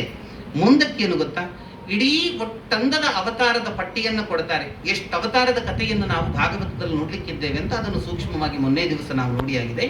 ಅಂತೂ ಭಗವಂತ ಎಷ್ಟು ಅವತಾರವನ್ನ ಮಾಡ್ತಾನೆ, ಆ ಅವತಾರದ ಕುರಿತಾಗಿ ಆಚಾರ್ಯರು ಒಂದು ಸಂಗತಿಯನ್ನ ಹೇಳ್ತಾರೆ. ದತ್ತವ್ಯಾಸಾದಿ ರೂಪೇಶು ಜ್ಞಾನಕಾರ್ಯೋ ತಥಾ ಪ್ರಭು ರಾಮಕೃಷ್ಣಾದಿ ರೂಪೇಶು ಬಲಕಾರ್ಯೋ ಜನಾರ್ದನ ಅಂತ. ಭಗವಂತನ ಒಟ್ಟು ಅವತಾರ 22 ಅವತಾರಗಳನ್ನ, 24 ಅವತಾರಗಳನ್ನ ಇತ್ಯಾದಿಗಳನ್ನ ನಾವು ನೋಡ್ಲಿಕ್ಕಿದ್ದೇವೆ ಅಂತ. ಆ ಒಟ್ಟು ಅವತಾರಗಳ ಪಟ್ಟಿಯಲ್ಲಿ ಆ ಅವತಾರವನ್ನ 2 ವಿಭಾಗ ಮಾಡಬಹುದು ಅಂತ. ಏನನ್ನ, ಯಾವ ರೀತಿಯಲ್ಲಿ ಅಂತ ಹೇಳಿದ್ರೆ, ಒಂದು ಜ್ಞಾನಾವತಾರ, ಮತ್ತೊಂದು ಬಲಾವತಾರ ಅಂತ. ಸಿಂಪಲ್ ಏನು ಹೇಳಿದ್ರೆ, ಜ್ಞಾನಕ್ಕೆ ಮಹತ್ವ ಕೊಟ್ಟ ಅವತಾರಗಳೆಲ್ಲ ಜ್ಞಾನಾವತಾರ. ಕಪಿಲ, ದತ್ತ, ವ್ಯಾಸ, ಇದೆಲ್ಲ ಅವತಾರ ಉಂಟಲ್ಲ, ಇವರು ಬರೀ ಪೆನ್ನನ್ನೇ ಹಿಡ್ಕೊಂಡದ್ದು, ಜ್ಞಾನವನ್ನೇ ಕೊಟ್ಟದ್ದು, ಕತ್ತಿ ಹಿಡ್ಕೊಳ್ಳೇ ಇಲ್ಲ. ರಾಮ, ಪರಶುರಾಮ, ನರಸಿಂಹ, ಈ ಅವತಾರಗಳೆಲ್ಲ ಇವರು ಕತ್ತಿಯೇ ಹಿಡ್ಕೊಂಡದ್ದು, ಇವರ ಆಯುಧವನ್ನೇ ಹಿಡ್ಕೊಂಡದ್ದು, ಬಲ ಪ್ರಯೋಗವನ್ನು ಮಾಡಲಿಕ್ಕೆ ಅಂತಲೇ ಬಂದದ್ದು. ಆದ್ರಿಂದ ಈ ಅವತಾರಗಳೆಲ್ಲ ಬಲಾವತಾರಗಳು ಅಂತ. ಅಂದ್ರೆ ಏನು ಗೊತ್ತಾ, ಜ್ಞಾನವನ್ನ ಎಲ್ಲಿ, ಹೇಗೆ, ಎಷ್ಟು ಉಪಯೋಗ ಮಾಡಬೇಕು ಅನ್ನುವಂಥದ್ದು ಮನುಷ್ಯನಿಗೆ ಗೊತ್ತಿಲ್ಲ. ಸೃಷ್ಟಿಯ ಆರಂಭದಲ್ಲಿ ಅದನ್ನು ತಿಳಿಸ್ಲಿಕ್ಕೆ ಭಗವಂತನೇ ಮತ್ತೆ ಅವತಾರ ಮಾಡಬೇಕಾಯ್ತು. ಬಲ ಕೂಡ ಹಾಗೆ, ಎಷ್ಟು ಬಲ, ಯಾರ ಮೇಲೆ, ಹೇಗೆ, ಎಷ್ಟು ಪ್ರಯೋಗ ಮಾಡಬೇಕು ಮನುಷ್ಯನಿಗೆ ಗೊತ್ತಿಲ್ಲ. ಮಕ್ಕಳ ಹಾಗೆ ಮನುಷ್ಯನಿಗೆ ಗೊತ್ತಿಲ್ಲ ಸೃಷ್ಟಿಯ ಪ್ರಾರಂಭದಲ್ಲಿ. ಇದನ್ನು ಮತ್ತೆ ಭಗವಂತನೇ ಅವತಾರ ತಾಳಿ ತಿಳಿಸ್ಬೇಕಾಗಿ ಬಂತಲ್ವಾ. ಆದ್ರಿಂದ ಇದನ್ನು ತಿಳಿಸುವುದಕ್ಕೋಸ್ಕರವಾಗಿ ಇಂಥ ಅವತಾರವನ್ನು ನೋಡಿ. ರಾಮಚಂದ್ರ ಪ್ರಭು ಎಲ್ಲಾ ಅಸ್ತ್ರಗಳನ್ನ ಅರಿತ ಸಾಕ್ಷಾತ್ ಭಗವಂತ. ಮನಸ್ಸು ಮಾಡಿದ್ರೆ ಸಾಕಾಗ್ತಿತ್ತು, ರಾವಣ ಸುಟ್ಟು ಭಸ್ಮೀಭೂತ ಆಗ್ತಾ ಇದ್ದ. ಆದ್ರೂ ಯಾವ ರೀತಿಯ ಬಲಪ್ರಯೋಗ, ಯಾರನ್ನೆಲ್ಲ ಹೆಂಗೆ ಮಾತನಾಡಿಸ್ಕೊಂಡು ಕೆಲಸವನ್ನ ಹೇಗೆ ಸಾಧಿಸಬೇಕು ಅನ್ನುವಂತಹ ಉಪದೇಶವನ್ನ ತನ್ನ ಜೀವನ ಚರ್ಯೆಯ ಮುಖಾಂತರವಾಗಿ ತಿಳಿಸ್ತಾ ಮತ್ತು ರಾವಣನ ಸಂಹಾರವನ್ನ ಮಾಡ್ತಾನೆ. ಇದೆಲ್ಲ ಪಾಠ ಅಲ್ವಾ? ಇದೆಲ್ಲ ಪಾಠ. ಇದನ್ನು ತಿಳಿಸುವುದಕ್ಕೋಸ್ಕರವಾಗಿಯೇ ಮರ್ತ್ಯಾವತಾರಸ್ತ್ವಿಹ ಮರ್ತ್ಯ ಶಿಕ್ಷಣಂ. ಭಗವಂತ ಯಾಕೆ ಮನುಷ್ಯನಾಗ ಅವತಾರ ತಾಳ್ತಾನೆ? ನಮಗೆಲ್ಲ ಹಿಂಗೆ ಬದುಕಬೇಕು ಅನ್ನುವಂತಹ ಒಂದು ಸ್ಪಷ್ಟ ಆಗಿರತಕ್ಕಂತಹ ಉಪದೇಶವನ್ನು ಕೊಡುವುದಕ್ಕೋಸ್ಕರವಾಗಿ ಭಗವಂತ ಮನುಷ್ಯ ಅವತಾರವನ್ನು ತಾಳಿದ ಅನ್ನುವಂಥದ್ದನ್ನು ಹೇಳ್ತಾ, ಮತ್ತೆ ಈ ಸೃಷ್ಟಿ, ನವವಿಧ ಸೃಷ್ಟಿಯ ಬಗ್ಗೆ ಮುಂದುವರಿಸ್ತಾರೆ. ಅಲ್ಲಿ ಏನಾಗ್ತದೆ ಹೇಳಿದರೆ, ಕಥೆಯನ್ನ ಶುಕಾಚಾರ್ಯರು ಪರೀಕ್ಷಿತನಿಗೆ ಹೇಳ್ತಾ ಇರುವಾಗ ಮುಂದಿನ ಭಾಗ ಉಂಟಲ್ಲ ಪರೀಕ್ಷಿತ, ಈ ವಿದುರ ಮೈತ್ರೇಯರ ಹತ್ರ ನೀನು ಕೇಳಿದ ಪ್ರಶ್ನೆಯನ್ನೇ ಕೇಳುವಂಥದ್ದಾಗಿತ್ತು. ಆಗ ವಿದುರನಿಗೆ ಮೈತ್ರೇಯರು ಏನು ಉತ್ತರ ಕೊಟ್ಟಿದ್ರು ಆ ಉತ್ತರವನ್ನು ನಾನು ಹೇಳ್ತೇನೆ ಅಂತ. ಆಗ ವಿದುರನ ಬಗ್ಗೆ ಸ್ವಲ್ಪ ಹೇಳಿ ಅನ್ನುವಂಥ ಅರ್ಥದಲ್ಲಿ ಪರೀಕ್ಷಿತ ಪ್ರಶ್ನೆ ಕೇಳ್ತಾನೆ. ವಿದುರನ ಬಗ್ಗೆ ಸ್ವಲ್ಪ ಸಂಗತಿಯನ್ನ ನೋಡುವಂಥದ್ದಾಗ್ತದೆ. ವಿದುರ ಯಾರು? ನಾವು ನಿನ್ನೆ ನೋಡಿದ್ದು ವಿದುರ ಧೃತರಾಷ್ಟ್ರನ ತಮ್ಮ. ಆದರೆ ನಿಜವಾಗಿ ವಿದುರ ಯಾರು ಗೊತ್ತಾ? ಯಮಧರ್ಮರಾಜ, ಅವನ ಅವತಾರ. ಮಹಾಭಾರತದಲ್ಲಿ ಯಮ 2 ಅವತಾರ ತಾಳುತ್ತಾನೆ, ಒಂದು ವಿದುರನಾಗಿ ಮತ್ತೊಂದು ಧರ್ಮರಾಜನಾಗಿ. ಅದರಿಂದ ವಿದುರ ಯಾರು? ಯಮಧರ್ಮನ ಅವತಾರ ಅಂತ. ಬಹಳ ಆಶ್ಚರ್ಯ ಆಗ್ತದೆ ಪರೀಕ್ಷಿತನಿಗೆ. ಅಲ್ಲ, ಯಮ ಲೋವರ್ ಕಾಸ್ಟಿನ ವ್ಯಕ್ತಿಯ ಮನೆಯಲ್ಲಿ ಹುಟ್ಟಿದ್ಯಾಕ್ರಿ? ಕಾರಣ ಏನು? ಯಾಕವ ಹಿಂಗೆ ಹುಟ್ಟಿದ ಅಂತ ಕೇಳಿದಾಗ ಅದಕ್ಕೊಂದು ಹಿನ್ನೆಲೆ ಅಂತ ಹೇಳಿ ಒಂದ್ಸರ್ತಿ ಏನಾಗ್ತದೆ ಗೊತ್ತಾ? ಮಾಂಡವ್ಯರು ಅಂತ ಒಬ್ಬ ಋಷಿಗಳಿದ್ರಪ್ಪ. ಅವರು ವಸಿಷ್ಠರ ಕಕ್ಷೆಗೆ ತಾನು ಬರಬೇಕು ಅಂತ ಸಂಕಲ್ಪ ಮಾಡಿ ಒಂದು ದೊಡ್ಡ ತಪಸ್ಸನ್ನು ಮಾಡ್ತಾರೆ. ಇದು ಸರಿಯಲ್ಲ ಅಂತ ಭಾವಿಸಿದ ಯಮಧರ್ಮರಾಜ ಒಂದು ಕೆಲಸ ಮಾಡ್ತಾನೆ. ಏನು ಹೇಳಿದ್ರೆ, ಮಾಂಡವ್ಯರು ಯಾವ ಆಶ್ರಮದ ಹತ್ರದಲ್ಲಿ ಕೂತ್ಕೊಂಡು ತಪಸ್ಸು ಮಾಡ್ತಾ ಇದ್ರು ಆ ಆಶ್ರಮಕ್ಕೆ ಕಳ್ಳರು ಬರುವಂತದ್ದಾಗ್ತದೆ. ಕಳ್ಳರು ಏನು ಮಾಡಿದ್ದಾರೆ ಹೇಳಿದ್ರೆ, ರಾಜನ ರಾಜಸ್ವವನ್ನ ಅಪಹಾರ ಮಾಡಿ ಆಶ್ರಮದ ಒಳಗೆ ಬಚ್ಚಿಟ್ಕೊಂಡು ಕೂತ್ಕೊಂಡಿದ್ದಾರೆ. ಈ ಭಟರೆಲ್ಲ ಬಂದು ಕಳ್ಳರಿಗೆಲ್ಲಿ ಅಂತ ನೋಡುವಾಗ ಹುಡುಕಿದಾಗ ಆಶ್ರಮದ ಒಳಗೆ ಕಳ್ಳರಿದ್ದಾರೆ. ಕಳ್ಳರಿದ್ದದ್ದು ಮಾತ್ರ ಅಲ್ಲ, ಕಳ್ಳ ಮಾಲು ಕೂಡ ಇದೆ. ಇದನ್ನ ಕಂಡ ರಾಜಭಟರು ಕಳ್ಳರು ಸಿಕ್ಕಿದ್ರು ಅಂತ ಭಾವಿಸಿಕೊಂಡು ಆ ಕಳ್ಳರಿಗೆ ಮರಣದಂಡದ ಶಿಕ್ಷೆಯನ್ನ ಕೊಡ್ತಾ ಅದರೊಟ್ಟಿಗೆ ಏನ್ ಮಾಡ್ತಾರೆ ಗೊತ್ತಾ? ಆ ಕಳ್ಳರಿಗೆ ಆಶ್ರಯವನ್ನ ಕೊಟ್ಟ ಹಿನ್ನೆಲೆಯಲ್ಲಿ ಮಾಂಡವ್ಯ ಋಷಿಗಳಿಗೂ ಕೂಡ ಮರಣದಂಡನೆಯನ್ನ, ಶೂಲಾರೋಪಣ ಶಿಕ್ಷೆಯನ್ನ ಕೊಟ್ಟುಬಿಟ್ಟಂತೆ ರಾಜ. ಇಲ್ಲಿ ಏನಾಗಿದೆ, ಬಾಕಿ ಮಂದಿ ಸತ್ರು ಏನೋ ಗೊತ್ತಿಲ್ಲ, ಆದರೆ ಈ ಅಣಿಮಾಂಡವ್ಯರನ್ನ ಶೂಲದ ಮೇಲೆ ಆರೋಪಣ ಮಾಡಿದಾಗ ಈ ಮಾಂಡವ್ಯರು ಏನಿದ್ದಾರೆ ಅವರು ಆ ಶೂಲದ ಮೇಲೆ ಕೂತ್ಕೊಂಡು ತಪಸ್ಸು ಮಾಡ್ತಾ ಇದ್ದಾರ್ರಿ. ಶೂಲ ಒಳಗೆ ಹೋಗ್ತಾ ಇಲ್ಲ, ಮಾಂಡವ್ಯರು ಕೆಳಗೆ ಬರ್ತಾ ಇಲ್ಲ. 1 ಆಯ್ತು 2 ಆಯ್ತು 3 ದಿವಸ ಆಯ್ತು. ರಾಜ ನೋಡ್ತಾ ಇದ್ದಾನೆ, ಇದು ಏನ್ರಿ ಇದು ಮನುಷ್ಯ ಅಲ್ಲ, ಇದು ಹಿಂಗಾಗ್ಲಿಕ್ಕೆ ಸಾಧ್ಯವೇ ಇಲ್ಲ ಅಂತ ಭಾವಿಸಿದ ರಾಜ ತಪ್ಪಾಯ್ತು ಅಂತ ಕೇಳ್ತಾನೆ. ತನ್ನಿಂದ ಅಪಚಾರ ಆಯ್ತು, ಕ್ಷಮಿಸಬೇಕು ಅಂತ ಕೇಳಿಕೊಂಡ. ಶೂಲದಿಂದ ಕೆಳಗಿಳಿಸುವ ಕೆಲಸವನ್ನ ಮಾಡುತ್ತಾನೆ. ಶೂಲದಿಂದ ಕೆಳಗಿಳಿಯುವಾಗ ತ್ರಿಶೂಲ ಹಿಂಗಿರ್ತದಲ್ಲ, 3 ಅದರ ಆ ಭಾಗಗಳಿದ್ದಾಗ ಅದರ ತುದಿಯ ಭಾಗ ಉಂಟಲ್ಲ, ಕೆಳಗೆ ಇಳಿತಾ ಇರುವಾಗ ಅದು ಈ ಕುತ್ತಿಗೆ ಭಾಗದಲ್ಲಿ ತುಂಡಾಗಿ ಹಂಗೆ ಉಳಿತದಂತೆ. ಆಣಿ ಅಂತ ಕರೀತಾರೆ ಅದನ್ನ. ಅದು ಅಲ್ಲೇ ಉಳಿಯಿತು. ಅವ್ರು ಹೇಳ್ತಾರೆ, ಇಪ್ಪಡು ದೇವರನ್ನು ಪುಷ್ಪಂತ ಹುಟ್ಟಿ ಜರೆಗೆ ಹಾಕೋಣ ಅಂತ.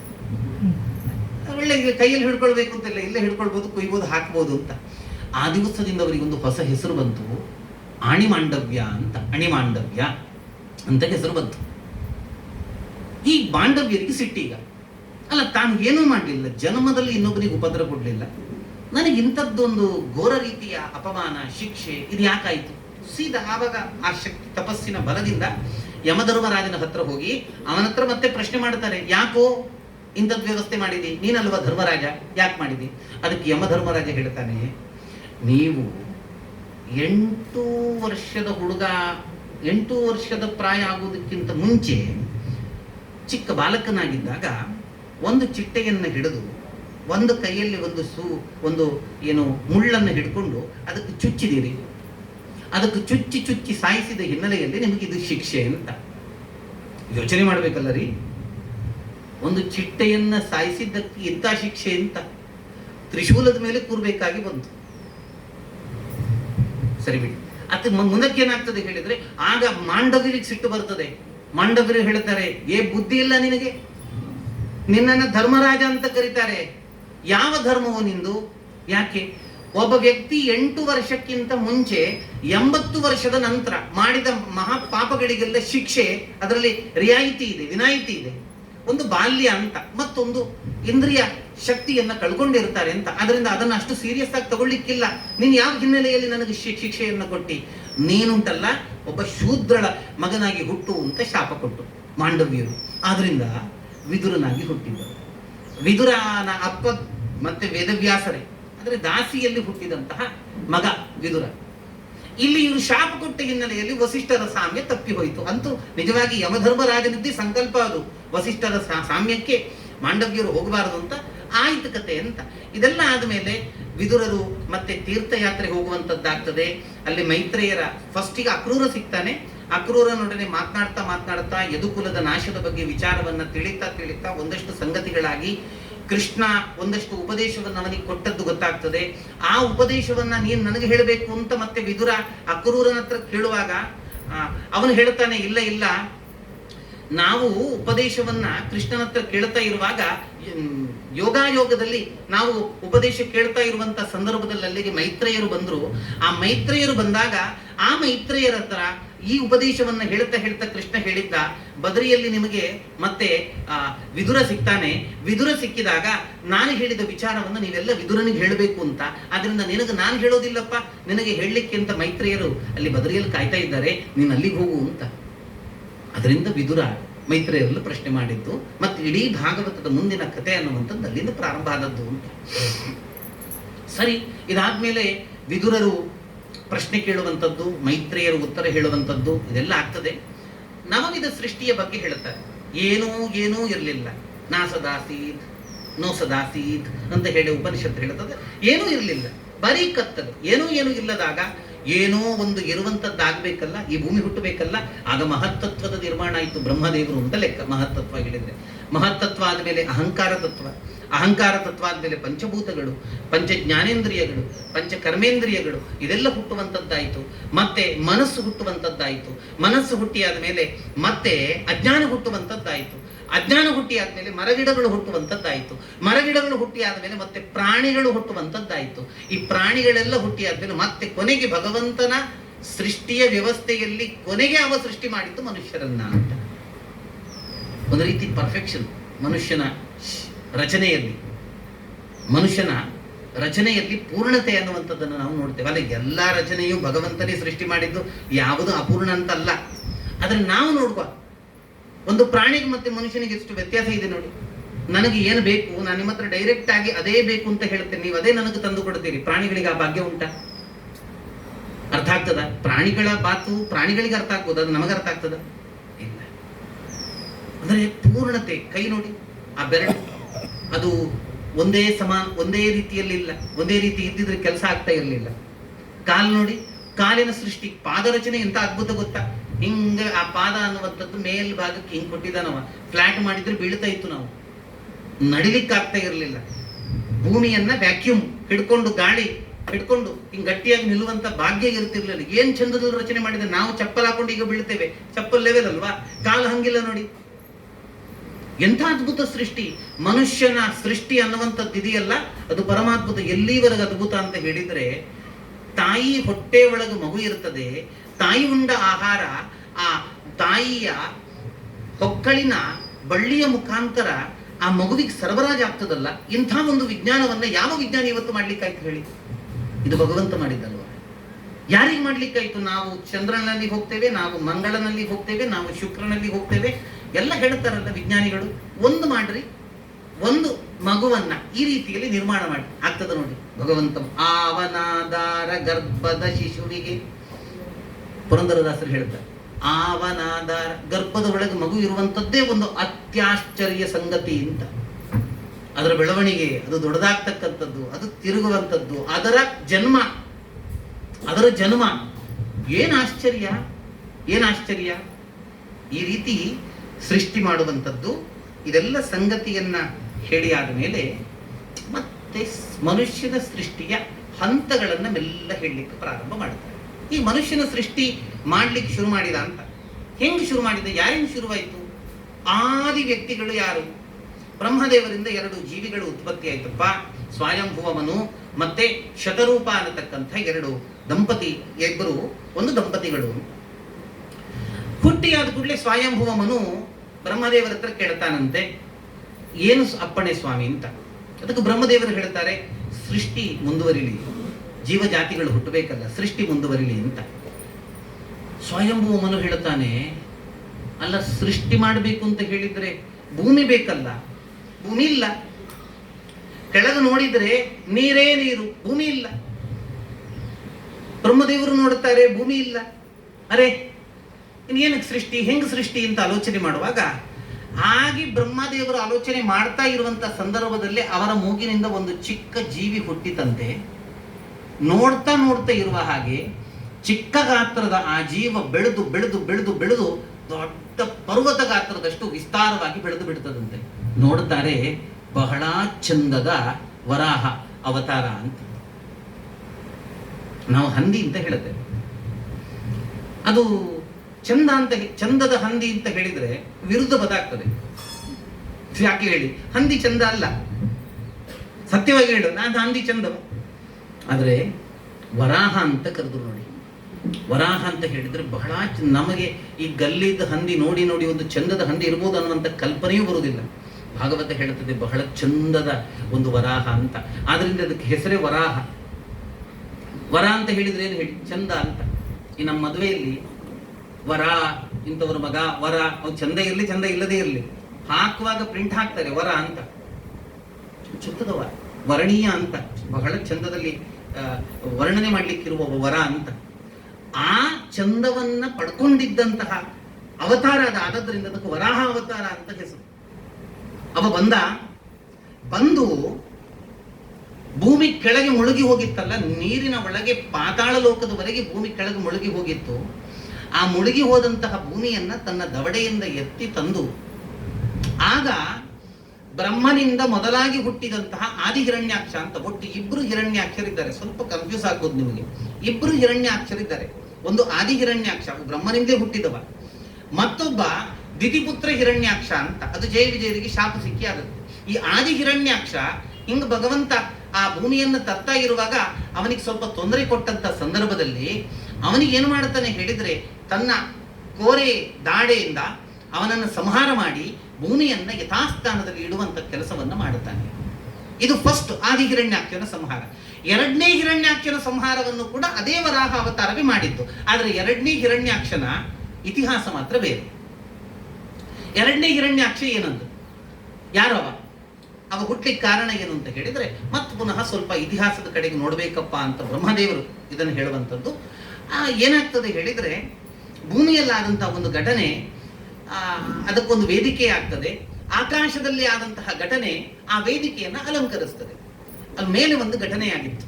ಏನು ಹೇಳಿದ್ರೆ, ಅಮುಕ್ತ ಸ್ಥಾನಕ್ಕೆ ನಿರಂತರವಾಗಿ ಹೋಗ್ತಕ್ಕಂತಹ ಯೋಗ್ಯತೆಯನ್ನ, ಯೋಗವನ್ನ ಸಂಪಾದನೆ ಮಾಡಿಕೊಂಡಿರತಕ್ಕಂತಹ ಸನಕ, ಸನಂದನ, ಸನತ್ಸುಜಾತ, ಸನತ್ ಕುಮಾರ ಅನ್ನತಕ್ಕಂಥ 4 ಮಂದಿ ಮಹರ್ಷಿಗಳು, ಅವರು ಯಾವತ್ತೂ ಕೂಡ ಅವರಿಗೆ ವೈಕುಂಠಕ್ಕೆ ಅವರಿಗೆ ಪ್ರತಿಬಂಧಕ ಇಲ್ಲ, ಮುಕ್ತ ಪ್ರವೇಶ. ಹಿಂಗೆ ಹೋಗ್ತಾ ಇರುವವರು, ಮುಕ್ತ ಪ್ರವೇಶ ಇದ್ದವರು, ಒಂದ್ಸರ್ತಿ ಏನಾಗ್ತದೆ ಹೇಳಿದ್ರೆ, ಹೋಗ್ತಾ ಇರುವಂತಹ ಸಂದರ್ಭದಲ್ಲಿ ಜಯ ವಿಜಯರವರನ್ನ ದಂಡದಲ್ಲಿ ಅಡ್ಡ ಮಾಡ್ತಾರಂತೆ, ಹೋಗ್ಲಿಕ್ಕಿಲ್ಲ. ಈ ತೆಗಿಬೋದಿವ ದಂಡವನ್ನ ಅಂತ ಯೋಚನೆ ಮಾಡಿದ್ರೆ ದಂಡ ತೆಗಿತಾ ಇಲ್ಲ ಜಯ ವಿಜಯರು. ದೇವರ ಹತ್ರ ಇದ್ದೀರಿ, ದೇವರು ಮೆಚ್ಚುವಂತ ಕೆಲಸ ನೀವು ಮಾಡ್ತಾ ಇಲ್ಲ ಅಲ್ವಾ? ಅಸುರರ ಬುದ್ಧಿ ನಿಮಗೆ ಆಕ್ರಮಿಸಿಬಿಟ್ಟಿದೆ ಅಲ್ವಾ? ಹೋಗಿ ಅಸುರ ಜನ್ಮವನ್ನ ತಾಳಿ ಅಂತ 3 ಅಸುರ ಜನ್ಮ ತಾಳಿ ಅಂತ ಶಾಪ ಕೊಟ್ಟು ಬಿಟ್ರು. ಈ ಶಾಪ, ಇದಕ್ಕೆ ಅವರು ದಮ್ಮಯ್ಯ ಹಾಕುವುದು ಜಯ ವಿಜಯರು ಇದನ್ನು ಕೇಳ್ತಾ ಇದ್ದಾಗ ಒಳಗಿದ್ದಂತಹ ಸಾಕ್ಷಾತ್ ಭಗವಂತ ಹೊರಗೆ ಬಂದು ನೋಡ್ತಾನೆ, ಸನಕಾದಿಗಳಿದ್ದಾರೆ, ಇಲ್ಲಿ ಜಯ ವಿಜಯರಿದ್ದಾರೆ. ನೋಡ್ತಾ ಇದ್ದಾಗ ಏನು ವಿಷಯ ಅಂತ ಗೊತ್ತಾಯ್ತು, ಶಾಪ ಕೊಟ್ಟದ್ದು ಗೊತ್ತಾಯ್ತು. ಭಗವಂತ ಏನು ಹೇಳ್ತಾನೆ ಗೊತ್ತಾ? ನೋಡಿ ಭಗವಂತ ಯಾಕೆ ದೊಡ್ಡವ ಅಂತ ಹೇಳಿದ್ರೆ, ಭಗವಂತ ಏನು ಹೇಳ್ತಾನೆ ಅಂತ ಹೇಳಿದ್ರೆ, ಸ್ವಾಮಿ ಸನಕಾದಿಗಳ ಹತ್ರ ಭಗವಂತ ಹೇಳ್ತಕ್ಕಂಥ ಮಾತು, ಸ್ವಾಮಿ ಆಳು ಮಾಡಿದ ತಪ್ಪಿದೆಯಲ್ಲ, ಆ ತಪ್ಪು ಅದು ಸ್ವಾಮಿದ್ದು ಕೂಡ ತಪ್ಪಾಗ್ತದೆ. ಆದ್ರೆ ನಾನು ನಿಮ್ಮೆಲ್ಲರಲ್ಲಿ ನಾನು ಕ್ಷಮೆ ಕೇಳ್ತೇನೆ, ನೀವು ಯಾರು ಅನ್ಯಥಾ ಭಾವಿಸಬಾರದು ಅಂತ. ಇದು ಭಗವಂತ ಹೇಳ್ತಕ್ಕಂಥ ಮಾತು ಭಾಗವತದಲ್ಲಿ. ಆಗ ಒಂದು ಮಾತನ್ನು ಹೇಳ್ತಾನಮ್ಮ, ಏನು ಗೊತ್ತಾ? ಒಂದಷ್ಟು ಮಂದಿಗಳು ಲೋಕದಲ್ಲಿ ಅಶ್ವಮೇಧ ಯಾಗ, ರಾಜಸೂಯ ಯಾಗ, ಸೌತ್ರಾಮಣಿ ಯಾಗ, ಏನೇನೋ ಯಾಗ ಮಾಡಿ ವರ್ಷಗಟ್ಟಲೆ ಯಾಗವನ್ನು ನಡೆಸ್ತಾ ನಡೆಸ್ತಾ ನನ್ನ ಪ್ರೀತಿಗೋಸ್ಕರವಾಗಿ ಆಹುತಿಯನ್ನು ಕೊಡ್ತಾರಲ್ಲ, ಆ ಆಹುತಿಗಿಂತ ನನಗೆ ಒಬ್ಬ ಯೋಗ್ಯನಾಗಿರತಕ್ಕಂತಹ, ನಿಜವಾದ ಪಾಂಡಿತ್ಯವನ್ನು ಗಳಿಸಿರತಕ್ಕಂತಹ ಒಬ್ಬ ಜ್ಞಾನಿ ಒಂದು ತುತ್ತನ್ನ ಏನು ತಿಂತಾನೆ, ಆ ತುತ್ತು ಅಷ್ಟೂ ಯಾಗಗಳಿಗಿಂತ ಮೇಲ್ಮಟ್ಟದ್ದು ಅಂತ ಭಗವಂತ ಹೇಳ್ತಾನೆ. ಅಷ್ಟು ಮಹತ್ವ ಅಂತ, ಅಷ್ಟು ಮಹತ್ವ ಅವನು ಕೊಟ್ಟದ್ದು. ಹಿಂಗೆ ಹೇಳ್ತಾ ಸನಕಾದಿಗಳು ಕೂಡ ಹೇಳ್ತಾರಂತೆ, ಅಲ್ಲಯ್ಯ ನೀನು ಅಘಟಿತ ಘಟನಾ ಪಟು ಅಲ್ವಾ, ಯಾವ ಘಟನೆಯನ್ನು ತಿರುಗಿಸುವವ ನೀನು, ಏನು ಬೇಕಿದ್ರು ಮಾಡ್ತಕ್ಕಂಥ ಸಾಮರ್ಥ್ಯ ಇರುವವ. ಅದರಿಂದ ಭಗವಂತ ನಾವು ಕೊಟ್ಟ ಶಾಪದ ಪರಿಹಾರ ನಿನ್ನ ಕೈಯಲ್ಲಿ ಆಗ್ತದೆ, ನಿನಗೆ ಆ ಸಾಮರ್ಥ್ಯ ಇದೆ, ಬೇಕಿದ್ರೆ ನೀನು ಶಾಪವನ್ನ ವಾಪಸ್ ತಗೊಳ್ಬಹುದು. ಅದಕ್ಕೆ ಭಗವಂತ ಹೇಳ್ತಾನೆ, ನೀವು ಕೊಟ್ಟ ಶಾಪ ಇದೆಯಲ್ಲ ಅದು ನಾನೇ ಕೊಟ್ಟ ಶಾಪ ಅಂತ ನಾನು ಭಾವಿಸ್ತೇನೆ. ಹೋಗ್ಲವರು 3 ಸರ್ತಿ ಹುಟ್ಲಿ ಅಂತ. ಒಂದ್ಸರ್ತಿ ಲಕ್ಷ್ಮಿಯೇ ವೈಕುಂಠದ ಒಳಗೆ ಬರುವಾಗ ಈ ಜಯ ವಿಜಯರು ಅಡ್ಡ ಹಿಡಿದಿದ್ರಂತೆ, ಎಲ್ಲಿಗೆ ಹೋಗೋದು ಅಂತ. ಅದು ಸಿಟ್ಟಿತ್ತಂತೆ ನಾರಾಯಣನಿಗೆ. ಏನ ರಾವಣಿನೇ ಬಿಡ್ತೀರಿ ಯಾರು ನಿಂಗಳು, ಓಲೆ ಸಿತ್ತಿಡು ಬದುಕಲೆ ಅಂತ, ಅಸುರರಾಗಿ ಅಂತ ಶಾಪ ಕೊಟ್ಟದ್ದಾಯ್ತು. ಈ ಹಿನ್ನೆಲೆ ಇದು ಶಾಪ ಆಯ್ತಲ್ಲ, ಮೇಲಿಂದ ಕೆಳಗೆ ಬೀಳ್ಬೇಕಾಯ್ತು. ಕೆಳಗೆ ಬೀಳ್ಬೇಕಿದ್ರೆ ಒಂದು ವೇದಿಕೆ ಬೇಕಲ್ಲ, ಯಾರಲ್ಲಿ ಹುಟ್ಟೋದು, ಅದಕ್ಕೊಂದು ಪೂರ್ವ ಹಿನ್ನೆಲೆ ನೋಡಿ. ದಿತಿ ಅನ್ನತಕ್ಕಂಥ ಹೆಣ್ಣುಮಗಳು, ದಿತಿ ಮತ್ತೆ ಅದಿತಿ ಅಕ್ಕ ತಂಗಿ ಅಲ್ವಾ, ದಿತಿ ಅಂತಕ್ಕಂಥ ಹೆಣ್ಣುಮಗಳು. ಆ ಅದಿತಿ ಮತ್ತೆ ದಿತಿ ಇಬ್ಬರದ್ದು ಗಂಡ ಒಬ್ರೆ ಕಶ್ಯಪರು. ಆ ಕಶ್ಯಪರ ಒಡನೆ ಇರುವಂತಹ ಸಂದರ್ಭದಲ್ಲಿ ಮುಸ್ಸಂಜೆಯ ಹೊತ್ತಲ್ಲಿ, ಪ್ರದೋಷಕಾಲದ ಹೊತ್ತಲ್ಲಿ ಕಾಮಾವಿಷ್ಟಳಾಗಿ ನನಗೆ ಸಂತಾನ ಬೇಕು ಅಂತ ಅಪೇಕ್ಷೆಯನ್ನ ವ್ಯಕ್ತಪಡಿಸ್ತಾಳಂತೆ ದಿತಿ. ಅದಕ್ಕೆ ಕಶ್ಯಪರು ಹೇಳ್ತಾರೆ, ನೋಡು, ಒಂದು ಹೊಸ ಜೀವಕ್ಕೆ ನಾವು ಜೀವವನ್ನ ಕೊಡುವಂತ ಸಂಕಲ್ಪವನ್ನ ಮಾಡ್ತೇವೆ ಅಂತ ಹೇಳಿದ್ರೆ ಅದಕ್ಕೆ ಮುಹೂರ್ತ ಇದೆ ಅಮ್ಮ, ಅದಕ್ಕೊಂದು ಕಾಲ ಅಂತಾಗಿದೆ. ಅಂಥ ಕಾಲದಲ್ಲೇ ಅಂಥ ಜೀವವನ್ನ ಹುಟ್ಟುವಂತ ಹಿನ್ನೆಲೆಯಲ್ಲಿ ನಾವು ದೇವರನ್ನು ಪ್ರಾರ್ಥನೆ ಮಾಡಬೇಕು. ಇದು ಕಾಲ ಅಲ್ಲ, ಇದು ಗರ್ಭದಲ್ಲಿ ಒಂದು ಕೂಸನ್ನ ಇಡುವ ಕಾಲ ಅಲ್ಲ. ಬೇಡ ಅಲ್ವಾ, ತಾಳು, ಸಮಾಧಾನ ತಾಳು, ಆಗ್ಲಿ, ಸಮಯ ಹೋಗ್ಲಿ. ಈಗ ಪ್ರದೋಷ ಕಾಲ, ರುದ್ರದೇವರು ಒಬ್ಬ ಗರ್ಭಿಣಿ ಸ್ತ್ರೀಯನ್ನ ಕೊಂದ ಶಾಪವನ್ನ ಹೊತ್ತುಕೊಂಡು ಒಂದು ವೃಷಭದ ಮೇಲೆ ಕೂತ್ಕೊಂಡು ಭೀಕರವಾಗಿ ತಿರುಗ್ತಕ್ಕಂಥ ಹೊತ್ತಿದು, ಮುಸ್ಸಂಜೆ ಹೊತ್ತು, ಹಂಗಿದ್ದು ಹೊತ್ತು. ಆ ಹೊತ್ತಲ್ಲಿ ಗರ್ಭಧಾರಣೆಯ ಕ್ರಿಯೆಯ ಮೊದಲ ಹಂತದ ಕ್ರಿಯೆಯನ್ನು ಮಾಡಬಾರದು ಯಾರು ಕೂಡ. ಅದರಿಂದ ಬೇಡ ಅಂತ ಬಾಯ್ಬಿಟ್ಟು ಕಶ್ಯಪರು ಹೇಳಿದ್ರು. ಕಾಮಾವಿಷ್ಟಳಾದಂತಹ ದಿತಿ ಅದನ್ನ ಕೇಳದೆ ಬೇಕೇ ಬೇಕು ಅಂತ ಹಠ ಮಾಡಿ ಕಶ್ಯಪರಿಂದ ಗರ್ಭ ಧರಿಸಿದ್ಲು. ಎಲ್ಲ ಆದ್ಮೇಲೆ ತಪ್ಪು ಗೊತ್ತಾಯ್ತು, ಅಯ್ಯೋ ಎಂತ ಕೆಲಸ ಆಯ್ತು. ಆಗ ಇನ್ನೇನು ಮಾಡೋದು, ಕಶ್ಯಪರು ಹೇಳುತ್ತಾರಂತೆ, ನೀನು ಮಾಡಿದ ಅಚಾತುರ್ಯದಿಂದ ಕೆಟ್ಟ 2 ಮಕ್ಕಳನ್ನು ಕೊಡುತ್ತಾರೆ ಅಂತ. 2 ಕೆಟ್ಟ ಮಕ್ಕಳು ಹುಡುತ್ತಾರೆ, ಲೋಕ ಕಂಟಕರಾಗ್ತಾರೆ, ಮಹಾಲೋಕ ಕಂಟಕರಾಗ್ತಾರೆ. ಅಷ್ಟು ಮಾತ್ರ ಅಲ್ಲ, ಭಗವಂತನ ಕೈಯಿಂದಲೇ ಸಾಯ್ತಾರೆ ಅಂತ. ಭಗವಂತನ ಕೈಯಿಂದಲೇ ಸಾಯ್ತಾರೆ. ಈ ಕಶ್ಯಪರು ಭಗವಂತನ ಕೈಯಿಂದಲೇ ಸಾಯ್ತಾರೆ ಅಂತ ಹೇಳಿ ಅದ್ ಕೂಡಲೇ ದಿತಿ ಹೇಳ್ತಾಳೆ, ಸೊಬ್ಬ ಸಮಾಧಾನ ಆಯ್ತು. ಅಯ್ಯೋ ಇದೆಂತ ತಾಯಿ ಅಂತ ನೀವು ಪ್ರಶ್ನೆ ಮಾಡ್ತೀರಿ, ಒಂದು ಇಂಚಿನ ಅವಳು ಏನು ಹೇಳ್ತಾಳೆ ಅದಕ್ಕೆ ಉತ್ತರ. ಹಬ್ಬ ಬಚಾವ್ ಅಂತ ಅವಳು ಯಾಕೆ ಹೇಳಿದ್ದು ಗೊತ್ತ, ಯಾಕೆ ಹೇಳ್ತಾಳೆ ಹೇಳಿದ್ರೆ, ಬ್ರಾಹ್ಮಣರ ಶಾಪದಿಂದ ಸಾಯ್ದಿಲ್ಲ ನನ್ನ ಮಕ್ಕಳು, ದೇವರ ಕೈಯಲ್ಲಿ ಸಾಯ್ತಾರಲ್ಲ ಅಡ್ಡಿಲ್ಲ ಅಂತ. ಅಂದ್ರೆ ದೇವರ ಕೈಯಿಂದ ಸತ್ರೂ ಅಡ್ಡಿಲ್ಲ, ಬ್ರಾಹ್ಮಣರ ಶಾಪ ಸಿಕ್ಕಿದ್ರೆ ಅದು ಜನ್ಮ ಜನ್ಮಾಂತರಕ್ಕೆ ಮುಗಿಯ ಸಂಗತಿ. ಅದು ಕಂಟಿನ್ಯೂ, ನಾನಾದ್ಮೇಲೆ ನನ್ನ ಮಗ, ಅವನಾದ್ಮೇಲೆ ನನ್ನ ಮಗ, ಮುಗಿಯದ ಸಂಗತಿ. ಬ್ರಹ್ಮಸ್ವಂ ತ್ರಿಶುಲೋಕೇಶು ಕಪ್ಪುಮಾನ್ ಜರಗಿಷ್ಯತಿ ಅಂತ. ಅಶ್ಮಚೂರ್ಣ ಲೋಹಚೂರ್ಣಂಚ ವಿಷಂಚ ಜರಯೇನ್ನರ. ಮನುಷ್ಯ ಪ್ರಯತ್ನ ಪಟ್ರೆ ಕಲ್ಲನ್ನ ಕರಗಿಸ್ಬೋದು, ತಿಂದು ತಿಂದು. ಲೋಹದ ಚೂರ್ಣವನ್ನ ತಿಂದು ತಿಂದು ಕರಗಿಸ್ಬೋದು, ವಿಷವನ್ನ ಉಂಡು ವಿಷವನ್ನ ಕರಗಿಸ್ಬೋದು. ಆದರೆ ಬ್ರಾಹ್ಮಣರ ವಸ್ತುವನ್ನ ಅಪಹಾರ ಮಾಡಿ ಈ ಪ್ರಪಂಚದಲ್ಲಿ ಯಾರು ಕರಗಿಸ್ತಾನೆ ಅಂತ ಕೇಳ್ತದೆ ಪುರಾಣ. ಸಾಧ್ಯವೇ ಇಲ್ಲ. ಇವತ್ತು ನಡೀತದೆ, ದೊಡ್ಡ ವ್ಯಕ್ತಿ ಆಗ್ತೀರಿ, ಒಂದು ದಿವಸ ಲಗಾಡಿ ಹೋಗ್ಲಿಕ್ಕೆ ಕಾರಣ ಆಗ್ತದೆ ಅಂತ. ಇದು ದಿತಿ ಹೇಳ್ತಕ್ಕಂಥ ಮಾತಿನ ತಾತ್ಪರ್ಯ. ಅಷ್ಟಾಯ್ತಲ್ಲ, ಹೊಟ್ಟೆ ಒಳಗೆ ಮಗು ಉಂಟು, ಟ್ವಿನ್ಸ್, 2 ಮಗು ಉಂಟು. ಇವಳಿಗೆ ಹೆದರಿಕೆ ಏನು ಗೊತ್ತಾ, ಈ 9 ತಿಂಗಳು ನಾರ್ಮಲ್ ಡೆಲಿವರಿ ಟೈಮ್ ಅಲ್ವಾ. ಇವು 9 ತಿಂಗಳಾದ್ಮೇಲೆ ಮಗುವಿಗೆ ಜನ್ಮ ಕೊಡ್ಲೇಬೇಕಲ್ಲ. ಆದ್ರೆ ಜನ್ಮ ಕೊಟ್ರೆ ಮಗು ಸಾಯ್ತದೆ, ಭಗವಂತನ ಬೇಡದಿದ್ದದ್ದು ಮಾಡ್ತವೆ, ಭಗವಂತನ ಕೈಯಿಂದ ಸಾಯ್ತವೆ ಅಂತ. ಇವಳು ಏನ್ ಮಾಡ್ತಾಳೆ, 100 ವರ್ಷ, ಒಂದಲ್ಲ 2 ಅಲ್ಲ, 100 ವರ್ಷ ಗರ್ಭದಲ್ಲಿ ಇಟ್ಕೊಳ್ತಾಳಂತೆ ಮಗುವನ್ನ. ಹಿಂದಿನ ಕಾಲದಲ್ಲಿ ಆಗ್ತಾ ಇತ್ತು ಏನು, ಈಗ ಬದುಕೋದೇ 100 ವರ್ಷ ಡೌಟು, ಗರ್ಭದಲ್ಲಿ ಇಟ್ಕೊಳ್ಳಿಕ್ಕಾಗ್ತದೆ. ಅಂತೂ ಅಷ್ಟು ವರ್ಷ ಹಿಡ್ಕೊಳ್ತಾಳೆ. ಆ ಮಕ್ಕಳು ಇವಳ ಗರ್ಭದ ಒಳಗಿದ್ದ ಆ ಹಿನ್ನೆಲೆಯಲ್ಲಿ ವಾತಾವರಣದಲ್ಲಿ ಕ್ಷೋಭೆ ಉಂಟಾಗ್ತದೆ ನೋಡಿ, ಏನೇನೋ ಆಚೀಚೆ ಆಗ್ಲಿಕ್ಕೆ ಪ್ರಾರಂಭ ಆಗ್ತದೆ. ಮತ್ತೆ ಕಶ್ಯಪರು ಹೇಳ್ತಾರೆ, ಒಂದು ಮಾತು ಸರಿಯತ್ತು, ಜನ್ಮ ಕೊಳ್ಳುವುದು ಅಂತ. ಮತ್ತೆ ಜನ್ಮ ಕೊಟ್ಟಾದ ಮೇಲೆ ಅದರಲ್ಲಿ ಹಿರಣ್ಯಾಕ್ಷ ತಮ್ಮ, ಹಿರಣ್ಯಕಶಿಪು ಅಣ್ಣ, ಈ ಹುಟ್ಟಿದ ತಮ್ಮ ಇದ್ದಾನಲ್ಲ, ಹುಟ್ಟಿಯಾದ ಕೂಡಲೇ ದೊಡ್ಡ ರೂಪವನ್ನು ತಾಳಿದವ ಏನು ಮಾಡ್ತಾನೆ ಅಂತ ಹೇಳಿದ್ರೆ, ಈ ಸೀದಾ ಸಮುದ್ರವನ್ನ ಹುಡ್ಕೊಂಡು ಸೀದಾ ಹೋಗ್ತಾನಂತೆ. ಸೀದಾ ಹೊರಟು ಭೂಮಿಯನ್ನ ಹಿಡ್ಕೊಂಡು ಆ ಸಮುದ್ರದೊಳಗೆ ಹಾಕಬೇಕು ಅಂತ ಸಂಕಲ್ಪ ಮಾಡಿದ್ದಾನೆ. ಹಾಕಿ ಈಗ ಯುದ್ಧದ ತುರಿಕೆ, ಅವನಿಗೆ ಜಗಳ ಮಾಡಬೇಕು ಅಂತ ಯುದ್ಧದ ತುರಿಕೆ. ಆ ಯುದ್ಧವನ್ನ ಮಾಡಬೇಕು ಅಂತ ಬಯಸಿದಂತಹ ಹಿರಣ್ಯಾಕ್ಷ ಏನು ಮಾಡ್ತಾನೆ ಹೇಳಿದ್ರೆ, ವರುಣನ ಲೋಕಕ್ಕೆ ಹೋಗಿ ವರುಣನನ್ನ ಕರೀತಾನಂತೆ, ಬಾ ಯುದ್ಧ ಮಾಡುವ ಅಂತ. ವರುಣ ಹೇಳ್ತಾನೆ, ನಮಗೂ ಪ್ರಾಯ ಆಯ್ತಪ್ಪ, ನಮಗೇನು ಶಕ್ತಿ ಇಲ್ಲ, ನಮ್ಮಿಂದ ಯುದ್ಧ ಮಾಡ್ಲಿಕ್ಕೆ ಆಗೋದಿಲ್ಲ, ಆದ್ರಿಂದ ನಮ್ಮನ್ನು ಬಿಟ್ಟು ಬಿಡು ಅಂತ. ಆಗ ನಾರದರು ಹೇಳ್ತಾರಂತೆ ಹಿರಣ್ಯಾಕ್ಷನ ಹತ್ರ, ನೋಡು ಭಗವಂತ ಆ ಕೆಳಗೆ ಬಿದ್ದಿರತಕ್ಕಂತಹ ಭೂಮಿಯನ್ನ ಎತ್ಕೊಳ್ಳಿಕ್ಕೆ ಅಂತ ಕೆಳಗಿನ ಲೋಕಕ್ಕೆ ಹೋಗ್ತಾ ಇದ್ದಾನೆ, ನಿನಗೆ ಯುದ್ಧ ಬೇಕಲ್ಲ, ಯುದ್ಧ ಮಾಡಬೇಕು ಅಂತ ಬಾರಿ ಆಗಿದೆ ಅಲ್ಲ, ನೀನು ಹೋಗಿ ಅವನೊಟ್ಟಿಗೆ ಯುದ್ಧ ಮಾಡಬಹುದು ಅಂತ. ಅವ ಭೂಮಿಯನ್ನು ತರ್ತಾ ಇದ್ದಾನೆ, ನೋಡ್ ನೋಡ್ ನೋಡ್ ನೋಡ್ ಕೆಳಗೆ ಹೋಗ್ತಾ ಇದ್ದಾನೆ ಅಂತ. ಇಷ್ಟು ಹೇಳಿ ಆದ ಕೂಡಲೇ ವರುಣನನ್ನ ಬಿಟ್ಟ ಹಿರಣ್ಯಾಕ್ಷ ಅವನ ಕಡೆಗೆ ತೆರಳಿದ. ಅವನ ಕಡೆಗೆ ತೆರಳಿ ಅವನನ್ನು ನೋಡ್ತಾನೆ, ಭಗವಂತ ಮತ್ತೆ ಯಾವ ಭೂಮಿಯನ್ನ ಮೇಲಕ್ಕೆ ತರ್ತಾ ಇದ್ದ ಅದನ್ನ ಜೋಪಾನವಾಗಿ ಇಟ್ಟಂತಹ ಭಗವಂತ ಹಿಂಗೆ ಮತ್ತೆ ಹಿರಣ್ಯಾಕ್ಷನನ್ನ ನೋಡ್ತಾನೆ. ಹಿರಣ್ಯಾಕ್ಷ ಅವನನ್ನು ನೋಡ್ತಾನೆ, ಅರೆ ಯಾರೋ ಭಗವಂತ ಅಂತ ತಿಳ್ಕೊಂಡ್ರೆ ಇದೊಂದು ಪ್ರಾಣಿ, ಇದೇನು ಈಗ ನೋಡ್ರಿ ಏನು ಯುದ್ಧ ಮಾಡೋದು ಅಂತ. ನಾವು ಪ್ರಾಣಿಯಪ್ಪ, ಆದ್ರೆ ಯುದ್ಧ ಅಲ್ವ ನಿನಗೆ ಈಗ ಬೇಕಾಗಿರೋದು, ಬಾ ಮಾಡೋಣ ಅಂತ ಹೇಳಿ ಹಾರಿದ್ದು ಕುಣದದ್ದು ಹಿರಣ್ಯಾಕ್ಷ. ಭಗವಂತ ಹೆಚ್ಚೇನ್ ಮಾಡ್ಲಿಲ್ಲ ನೋಡಿ, ಒಂದು ಕೈಯಲ್ಲಿ ಇಲ್ಲಿ ಕೊಟ್ಟದ್ದು ಕರ್ಣತಾಡನಾಥ್ ಅಂತ ಹೇಳ್ತಾರೆ ಆಚಾರ್ಯರು. ದ್ವಿತೀಯಂ ಕರ್ಣತಾಡನಾಥ್, ಎರಡನೇ ಹಿರಣ್ಯಾಕ್ಷನನ್ನ ಭಗವಂತ ಯಾವ ಅಸ್ತ್ರ ಪ್ರಯೋಗವನ್ನು ಮಾಡಲಿಲ್ಲ. ನಮ್ಮದು ಆಡು ಭಾಷೆಯಲ್ಲಿ ಹೊಳ್ತೇವೆ, ಕೆಪ್ಪಿಗೆ ಹುಡಿಯರ್ ಮಾರೆ, ಅಷ್ಟೇ ಬಿಟ್ಟದ್ದವ, ಇಲ್ಲಿಗೆ ಬಿಟ್ಟದ್ದು ಒಂದೇ ಬಿಟ್ಟು, ತಿಂದವ ಮತ್ತೆ ಎಳ್ಳೆ ಇಲ್ಲ. ಹಿಂಗೆ ಹಿರಣ್ಯಾಕ್ಷನ ಸಂಹಾರ ಆಗ್ತದೆ ಅಂತ. ಇದು ಮತ್ತೆ ಸ್ವಯಂಭುವ ಮನು ಸೃಷ್ಟಿಯನ್ನ ಪ್ರಾರಂಭ ಮಾಡುವಂತ ಹಿನ್ನೆಲೆ ಮುಂದಕ್ಕೆ ಬರ್ತದೆ. ಸ್ವಯಂಭುವ ಮನುವಿಗೆ ಮಕ್ಕಳು ಒಟ್ಟು 5 ಜನ, ಅದರಲ್ಲಿ 3 ಮಂದಿ ಹೆಣ್ಣುಮಕ್ಕಳು, 2 ಗಂಡು ಮಕ್ಕಳು. ಆಕೂತಿ, ದೇವಹೂತಿ ಮತ್ತೆ ಪ್ರಸೂತಿ ಅಂತ 3 ಹೆಣ್ಣುಮಕ್ಕಳು. ಮತ್ತೆ ಉತ್ತಾನಪಾದ ಮತ್ತೆ ಪ್ರಿಯವೃತ ಅಂತ 2 ಗಂಡು ಮಕ್ಕಳು. ಈ ಮಕ್ಕಳ ಸಂತಾನದ ವಿವರಣೆಯನ್ನ ಭಾಗವತ ಮುಂದಕ್ಕೆ ಕೊಡುವಂತದ್ದಾಗ್ತದೆ. ಅದರಲ್ಲಿ ಮೊದಲು ಕರ್ದಮ ಮತ್ತೆ ದೇವಹೂತಿ ಇವರ ಸಂಸಾರ, ಅದರ ಬಗ್ಗೆ ಭಾಗವತ ನಮಗೆ ಬೆಳಕನ್ನ ನೀಡುತ್ತದೆ. ಸ್ವಯಂಭುವ ಮನುವಿನ 3 ಮಂದಿ ಹೆಣ್ಣು ಮಕ್ಕಳಲ್ಲಿ ಒಬ್ಬಳು ಯಾರು ಅಂತ ಹೇಳಿದ್ರೆ ದೇವಹೂತಿ.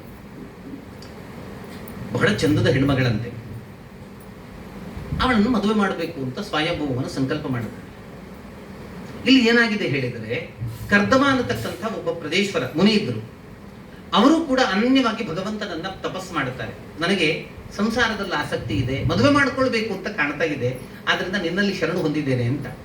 ಅವನ ಆ ತಪಸ್ಸನ್ನ ಕಂಡ ಭಗವಂತ ಮತ್ತೆ ಹೇಳುವಂತದ್ದಾಗ್ತದೆ, ನಿನಗೆ ಯೋಗ್ಯ ಆಗಿರತಕ್ಕಂಥ ಕನ್ಯೆ ನಿನ್ನನ್ನೇ ಹುಡುಕೊಂಡು ತಂದೆ ತಾಯಿಗಳೊಂದಿಗೆ ಬರುವಂತದ್ದಾಗ್ತದಪ್ಪ, ಆಕೆಯನ್ನ ಕೈ ಹಿಡಿಯುವಂಥದ್ದು ಮಾಡು ಅಂತ ಹೇಳಿ ಅವಯವ ಸಿಕ್ಕಿ ಆದ್ಮೇಲೆ ಕರೆದವರು ಆಶ್ರಮದಲ್ಲಿ ಕೂತಿರ್ತಾರೆ. ಇತ್ಲಾ ಕಡೆ ಏನಾಗ್ತದೆ ಗೊತ್ತಾ, ಸ್ವಯಂಭುವ ಮನುವಿನ ಮಗಳಾಗಿರತಕ್ಕಂತಹ ದೇವಭೂತಿ ಹತ್ರ ನಾರದರು ಹೇಳ್ತಾರೆ, ಕರ್ದಮ ಅಂತ ಒಬ್ಬ ಋಷಿ ಇದ್ದಾರೆ, ಏನು ಚಂದ, ಎಷ್ಟು ಸುಂದರ ಪುರುಷ, ಆ ಹೆಣ್ಮಕ್ಳೆಲ್ಲ ಅವನನ್ನು ನೋಡಿದ್ರೆ ಮರುಳಾಗ್ಬೇಕಪ್ಪ, ಅಂಥ ಸೌಂದರ್ಯ ಅಂತ ಕರ್ದಮ ಋಷಿಯ ಬಗ್ಗೆ ನಾರದರು ಈ ದೇವಹೂತಿಯಲ್ಲಿ ಹೇಳುವಂಥದ್ದು. ದೇವಹೂತಿ ಪ್ರಾಯಪ್ರಬುದ್ಧ ಹೆಣ್ಣುಮಗಳು, ಮನಸ್ಸಿನಲ್ಲಿ ಗಟ್ಟಿ ಉಳಿದು ಬಿಡ್ತದೆ, ಮದುವೆ ಆದ್ರೆ ಕರ್ದಮರನ್ನೇ ಅಂತ. ಅದು ಇಲ್ಲಿ ಇತ್ತ ಕಡೆ ಭಗವಂತನಿಂದಲೂ ಕೂಡ ಅಭಯ ಸಿಕ್ಕಿದೆ, ಆಶ್ವಾಸನೆ ಸಿಕ್ಕಿದೆ, ಅತ್ತ ಕಡೆ ಹೆಣ್ಣಿನ ಹೃದಯದ ಒಳಗೂ ಕೂಡ ಕರ್ದಮರು ಒಂದು ಕೂತಾಗಿದೆ. ಇದಕ್ಕೆಲ್ಲದಕ್ಕೂ ಕೂಡ ಇನ್ನೊಂದು ವೇದಿಕೆ ಅಂತ ಹೇಳಿ ಸ್ವಯಂಭುವ ಮನುವೆ ಆಕೆಯನ್ನ ಕರ್ಕೊಂಡು ತನ್ನ ಶತರೂಪೆ ಹೆಂಡತಿಯೊಂದಿಗೆ ಕರ್ದಮರ ಆಶ್ರಮಕ್ಕೆ ಬರುವಂತದ್ದಾಗ್ತದೆ. ಕರ್ದಮರ ಆಶ್ರಮಕ್ಕೆ ಬಂದು ಕರ್ದಮರ ಹತ್ರ, ಈಕೆ ನನ್ನ ಮಗಳು, ನಿಮ್ಮ ಕೈ ಹಿಡಿಬೇಕು ಅಂತ ಬಯಸ್ತಾ ಇದ್ದಾಳೆ, ಈಕೆಯನ್ನು ಉದ್ಧಾರ ಮಾಡಬೇಕು ಅಂತ ಕೇಳಿಕೊಳ್ತಾನೆ. ಒಪ್ಪುತ್ತಾನೆ. ಎಲ್ಲ ಮೊದಲೇ ಗೊತ್ತಿದ್ದಂಥ ಸಂಗತಿ, ಈ ಹೆಣ್ಣಿನ ಬಗ್ಗೆ ನನಗೆ ಬಹಳ ಗೊತ್ತಿದೆ, ಬಹಳ ರೂಪವತಿ, ಮೇಲಿನ ಗಂಧರ್ವರು ಕೂಡ ಈಕೆಯನ್ನ ನೋಡಿ ಆಸೆ ಪಟ್ಟದ್ದಿದೆ, ಅಂತಹ ಸೌಂದರ್ಯವತಿ, ಆದ್ರಿಂದ ಈಕೆಯನ್ನು ನಾನು ಮದುವೆ ಆಗ್ತೇನೆ ಅಂತ. ಮದುವೆ ಆಗುವಾಗ ಒಂದು ಷರತ್ತು ಹಾಕ್ತಾರೆ, ನನ್ನ ಮದುವೆಯ ವ್ಯಾಲಿಡಿಟಿ, ಸಂಸಾರದ ವ್ಯಾಲಿಡಿಟಿ ಎಷ್ಟು ಅಂತ ಹೇಳಿದರೆ ಒಂದು ಗಂಡು ಮಗು ಆಗುವವರೆಗೆ ಮಾತ್ರ. ಮತ್ತೆ ನಾನು ಸಂಸಾರದಲ್ಲಿ ಇಲ್ಲ, ಮತ್ತೆ ರಿಜೆಕ್ಟ್, ಮತ್ತೆ ಸನ್ಯಾಸ ತಗೊಳ್ಳೋದು. ಸಂಸಾರವನ್ನು ಪರ್ಮನೆಂಟ್ ಆಗಿ ನಾನು ಅಂಟಿಸ್ಕೊಳ್ತೇನೆ ಅಂತ ಭಾವ ಬೇಡ ಅಂತ. ಆ ಮನಸ್ಸಿಲ್ಲದ ಮನಸ್ಸಿನಲ್ಲಿ ಒಪ್ಪಿಗೆ ಕೊಟ್ಟು ಸದ್ಯಕ್ಕೆ ಮದುವೆ ಆಗಲಿ ಅಂತ ಹೇಳಿ ಆಯಿತು. ಮದುವೆ ಚಂದದಲ್ಲಾಯಿತು, ಸಂಸಾರ ಪ್ರಾರಂಭ ಆಯಿತು. ಸಂಸಾರ ಪ್ರಾರಂಭ ಆದರೆ ಇವರು ಪಕ್ಕಾ ಋಷಿ, ಕರ್ದಮರು ಋಷಿ ಜೀವನವನ್ನು ನಡೆಸ್ತಾ ಇದ್ದಾರೆ. ದೇವಹೂತಿ ಅರಮನೆಯಲ್ಲಿದ್ದ ಹೆಣ್ಮಗಳು, ಆಳು ಕಾಳುಗಳು, ದಾಸದಾಸಿಯರು, 1ಕ್ಕೆ 2ಕ್ಕೆ 3ಕ್ಕೆ 4ಕ್ಕೆ ಎಲ್ಲದಕ್ಕೂ ಕೂಡ ಜನ ಇದ್ದಂಥ ಹೆಣ್ಣುಮಗಳು. ಆದರೆ ಇಲ್ಲಿ ಯಾರೂ ಇಲ್ಲ. ಕರ್ದಮರಿಗೆ ಎಲ್ಲಾ ಕೆಲಸವನ್ನು ಇವಳೇ ಮಾಡಬೇಕಾದಂಥ ಪರಿಸ್ಥಿತಿ. ಆದರೆ ಕಿಂಚಿತ್ತೂ ಬೇಸರ ಇಲ್ಲದೆ ಗಂಡನ ಸೇವೆಯನ್ನ ಪರಮ ಪ್ರೀತಿಯಿಂದ ನಡೆಸ್ತಾಳಂತೆ ದೇವಹೂತಿ. ಸುಮಾರು ವರ್ಷ ಆಗ್ತದ್ರಿ, ಸುಮಾರು ವರ್ಷ ಹೀಗೆ ಸಾಕ್ತದೆ. ಒಂದು ಚೂರು ಬೇಸರ ಇಲ್ಲದೆ ಗಂಡನ ಸೇವೆಯನ್ನ ಹೆಣ್ಮಗಳು ಮಾಡಿದ್ದೇ ಮಾಡಿದ್ದು. ಒಂದು ದಿವಸ ಸಹಜವಾಗಿ ಅವಳು ಹೇಳ್ತಾಳೆ, ನಾನು ಒಂದು ಹೆಣ್ಣಲ್ವ, ನನಗೂ ಹೆಣ್ತನದ ಬಯಕೆ ಇಲ್ವಾ, ನನಗೂ ಮಕ್ಕಳುಗಳು ಮರಿಗಳು ಬೇಕು ಅಂತ ಕಾಣೋದಿಲ್ವಾ, ನೀವು ದಯ ತೋರಿಸೋದು ಬೇಡವಾ ಅಂತ. ಹೌದಲ್ಲ, ಇದು ಒಂದು ಕಾರ್ಯಕ್ರಮ ಆಗ್ಲಿಕ್ಕಿದೆ. ಸರಿ, ಹಾಗಿದ್ರೆ ಕರ್ದಮರು ಹೇಳ್ತಾರೆ ಆಯ್ತು ಅಂತ ಹೇಳಿ ನಿನ್ನ ಆಸೆಯನ್ನೆಲ್ಲ ಪೂರೈಸ್ತೇನೆ ಅಂತ ಹೇಳಿದ ಕರ್ದಮರು ಒಂದು ಕೆಲಸ ಮಾಡ್ತಾರೆ. ತಮ್ಮ ತಪಸ್ಸಿನಿಂದ ಒಂದು ವಿಮಾನ ಸೃಷ್ಟಿ ಮಾಡ್ತಾರೆ ನೋಡಿ. ಒಂದು ವಿಮಾನ ಸೃಷ್ಟಿ ಮಾಡ್ತಾರೆ. ವಿಮಾನ ಸೃಷ್ಟಿ ಮಾಡಿ, ಬಾ ಕುತ್ಕೋ, ನಾನು ಮತ್ತೆ ನೀನು ಒಂದು ಒಳ್ಳೆ ಟೂರ್, ಈಗ ವಿಶ್ವ ಪರ್ಯಟನೆ ಮಾಡೋದು. ಮತ್ತೆ ಸ್ವಾರಸ್ಯ ಏನು ಗೊತ್ತಾ, ಈಗ ನಮ್ಮದೆಲ್ಲ ಜೆಟ್ ವಿಮಾನ ಅಂತ ಇರ್ತದೆ, ಬರೀ ಒಂದು ಫ್ಯಾಮಿಲಿ ಹೋಗುವಂಥದ್ದು, 4 ಮಂದಿ ಕುತ್ಕೊಳ್ಳುವಂಥದ್ದೆಲ್ಲ ಇದೆ. ಅದಕ್ಕೆ ಪೈಲಟ್ ಬೇಕು, ಓನರ್ಗೆ ಬಿಡ್ಲಿಕ್ಕೆ ಬರೋದಿಲ್ಲ. ಈ ವಿಮಾನಕ್ಕೆ ಪೈಲಟ್ ಬೇಡ, ಅದರಷ್ಟಕ್ಕೆ ಹೋಗ್ತದೆ. ಕರ್ದಮರು ಹೇಳಿದ್ರು ಸಾಕು, ಎಲ್ಲಿಗೆ ಬೇಕು ಅಲ್ಲಿಗೆ ಹೋಗ್ತದೆ. ಅಂಥ ವಿಮಾನ ಅಂದ್ರೆ ಏಕಾಂತ ಜೀವನ, ಏಕಾಂತವಾಗಿ ಸಾಗ್ಲಿಕ್ಕೆ ಬೇಕಾದಂತಹ ಸರ್ವಾನುಕೂಲಗಳು ಕೂಡ ಇದ್ದ ವಿಮಾನ. ಇವಳಿಗೆ ವಿಮಾನ ನೋಡಿ ಆದ ಕೂಡಲೇ ಮನಸ್ಸಿನಲ್ಲಿ ಕಾಣ್ತದಂತೆ. ಹೆಣ್ಮಗಳಲ್ವಾ, ಸಹಜವಾಗಿ ಮನಸ್ಸಿನಲ್ಲಿ ಕಾಣ್ತದೆ. ಎಂಥದ್ದು ನಾವಿಬ್ಬರೇ ಹೋಗೋದು, ಒಂದು ಸ್ವಲ್ಪ ಜನ ಕೆಲಸದವರು ಇದ್ರೆ 4 ಮಂದಿ, ಆ ಅರಮನೆಯಲ್ಲಿ ಇದ್ದ ಹೆಣ್ಮಗಳಲ್ಲ, ಆದ್ರಿಂದ ಯಾರಾದ್ರೂ ದಾಸದಾಸಿ ಎಲ್ಲ ಇದ್ದು ನನ್ನ ಚಂದ ಮಾಡ್ಲಿಕ್ಕೆ, ತಲೆ ಕಟ್ಟಲಿಕ್ಕೆ, ತಲೆ ಬಾಚಲಿಕ್ಕೆ, ಪೌಡರ್ ಹಾಕ್ಲಿಕ್ಕೆ ಯಾರಾದ್ರೂ ಇದ್ದಿದ್ರೆ ಒಳ್ಳೇದಿತ್ತಪ್ಪ ಅಂತ ಯೋಚನೆ ಮಾಡ್ತಾಳೆ. ಅವಳು ಯೋಚನೆ ಮಾಡಿದ್ದು ಕರ್ದಮರಿಗೆ ಗೊತ್ತಾಯ್ತು. ಕರ್ದಮರು ಹೇಳ್ತಾರೆ, ಹತ್ರದಲ್ಲಿ ಸರೋವರ ಉಂಟಲ್ಲ, ಹೋಗು ಸರೋವರದಲ್ಲಿ ಸ್ನಾನ ಮಾಡು. ಸರೋವರಕ್ಕೆ ಸ್ನಾನಕ್ಕೆ ಹೋಗಿ ಇಳಿತಾಳೆ ನೋಡಿ ದೇವಹೂತಿ. ಅಲ್ಲಿ ದಾಸಿಗಳು ಕೂಡ್ಕೊಂಡು ಬರ್ತಾರೆ. ನಾನ್ ನಿಮ್ ಸೇವೆಗೆ ಬರ್ತಾ ಇದ್ದೇವೆ, ನಾನ್ ನಿಮ್ ಸೇವೆಗೆ ಬರ್ತಾ ಇದ್ದೇವೆ ಅಂತ ಎಲ್ಲಾ ದಾಸಿಗಳನ್ನ ಒಡನೆ ಬಹಳ ಸಂಭ್ರಮವನ್ನ ಅನುಭವಿಸಿ ವಿಶ್ವ ಪರ್ಯಟನೆಯನ್ನ ಮಾಡಿ ಬಹಳ ಸಂತೋಷ ಪಟ್ಲಂತೆ ದೇವಹೂತಿ. ಒಬ್ಬ ಋಷಿರಿ, ಒಬ್ಬ ಬ್ರಾಹ್ಮಣ, ಒಬ್ಬ ಋಷಿ ಏನ್ ಸೌಭಾಗ್ಯ ಕೊಟ್ಟ, ಯಾರಿಂದಲೂ ಕೂಡ ಕೊಡ್ಲಿಕ್ಕಾಗದಂತಹ ಅದೆಲ್ಲ ತಪಸ್ವಿಗಳಿಗೆ, ಜ್ಞಾನಿಗಳಿಗೆ, ಭಗವಂತನ ಏಕಾಂತ ಭಕ್ತರಿಗೆ ಅದು ಸಾಧ್ಯ ಅನ್ನುವಂಥದ್ದನ್ನ ಶಾಸ್ತ್ರಕಾರರು ಹೇಳ್ತಾರೆ. ಮಾಡ್ಲಿಕ್ಕೆ ಆಗ್ತದೆ ಅಂತ. ಅಷ್ಟು ಮಾತ್ರ ಒಳಗೆ ಶಕ್ತಿ ಇರಬೇಕು. ಸುಮ್ಮನೆ ನಮಗೆ ಆಟಿಕೆ ವಿಮಾನವೂ ಕೂಡ ಸಿಗೋದಿಲ್ಲ, ಹಣ ಕೊಡಬೇಕಾಗ್ತದೆ. ತಪಸ್ಸಿದ್ರೆ ಮಾತ್ರ ಸಿಗುವಂಥದ್ದು ಅಂತ. ಹೀಗಾಯ್ತಲ್ಲ. ಈ ರೀತಿಯ ಅವರ ಸಂಭ್ರಮದ ಸಂಸಾರ ಜೀವನದ ಫಲವಾಗಿ 9 ಹೆಣ್ಣು ಮಕ್ಕಳು ಹುಡ್ತಾವೆ ನೋಡಿ. 9 ಹೆಣ್ಣು ಮಕ್ಕಳನ್ನ 9 ಮರೀಚ್ಯಾದಿ ಋಷಿಗಳಿಗೆ ಕೊಡಬೇಕು, ಅದು ಮುದ್ದಕ್ಕೆ ಕೊಡುವಂಥದ್ದು ಅಂತ ಕೊಟ್ಟು ಮದುವೆ ಮಾಡುತ್ತಾರೆ. ಈ ಹೆಣ್ಮಕ್ಳು ಹುಡ್ತಾ ಇದ್ದ ಹಾಗೆ ಈ ದೇವಹೂತಿಗೆ ಸಂಕಟ. ಇನ್ನು ನೆಕ್ಸ್ಟ್ ಎಲ್ಲಾದ್ರೂ ಗಂಡಾದ್ರೆ ಏನು, ಗಂಡು ಆದ್ರೆ ಗಂಡ ಹೋಗ್ತಾನೆ. ಅವನು ಮೊದಲೇ ಹೇಳಿದ್ದಾನೆ.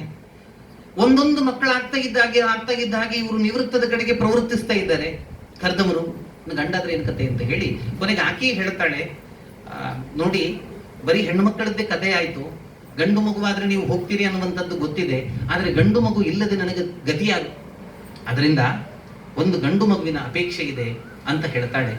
ಅದಕ್ಕೆ ಕರ್ದಮರು ಹೇಳ್ತಾರೆ, ನಿನ್ನ ಪರಿಶುದ್ಧ ಅಂತಃಕರಣವನ್ನ ಪಡೆದ ಹಿನ್ನೆಲೆಯಲ್ಲಿ ಸಾಕ್ಷಾತ್ ಭಗವಂತ ನಿನ್ನ ಗರ್ಭವನ್ನ ತಾನು ಅವತಾರ ಮಾಡ್ಲಿಕ್ಕೆ ಆರಿಸಿದ್ದಾನೆ, ಏನೇನು ಹೆದರಬೇಡ, ನಿನ್ನ ಹೊಟ್ಟೆಯಲ್ಲಿ ಭಗವಂತನೇ ಹುಡುತಾನೆ ಅಂತ ಹೇಳಿ.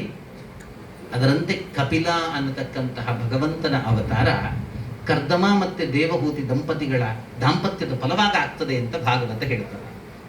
ಕಪಿಲ ಅನ್ನತಕ್ಕಂಥವ ಹುಟ್ಟಿದ ಸಾಂಖ್ಯಶಾಸ್ತ್ರದ ಪ್ರವರ್ತಕ ಅಂತ ಕಪಿಲ. ಸಮ್ಯಕ್ಖ್ಯಾತಿ ಅಂದ್ರೆ ಎಕ್ಸಾಕ್ಟ್ ಆಗಿರತಕ್ಕಂತಹ ಒಂದು ಸಂಗತಿಯನ್ನು ಹೇಳ್ತಕ್ಕಂಥದ್ದು ಸಾಂಖ್ಯಶಾಸ್ತ್ರ ಅಂತ ಸಾಂಖ್ಯಶಾಸ್ತ್ರವನ್ನ ಕೊಟ್ಟಂತಹ ಭಗವಂತ. ಕಪಿಲ ಹುಟ್ಟಿಯಾದ ಕೂಡಲೇ ಕರ್ದಮರು ಏನ್ ಮಾಡ್ತಾರೆ, ಕಪಿಲನಿಗೆ ಸುತ್ತು ಬಂದು ನಮಸ್ಕಾರ ಮಾಡಿ ನಾನಿನ್ನು ಹೊರಡುತ್ತೇನೆ ಅಂತ ಅವನ ಹತ್ರ ಅನುಜ್ಞೆಯನ್ನ ಕೇಳಿ ಹೊರಡುತ್ತಾರೆ. ಅಪ್ಪ ಆಶೀರ್ವಾದ ಮಾಡಬೇಕಿತ್ತು ಮಗನಿಗೆ, ಆದ್ರೆ ಅವನಿಂದ ಅನುಜ್ಞೆಯನ್ನ ತಗೊಂಡು ಹೊರಡುತ್ತಾರೆ. ಅವರಿಗೆ ಗೊತ್ತಿತ್ತು ಬಂದವ ಜಗತ್ತಿನ ತಂದೆ ಅಂತ.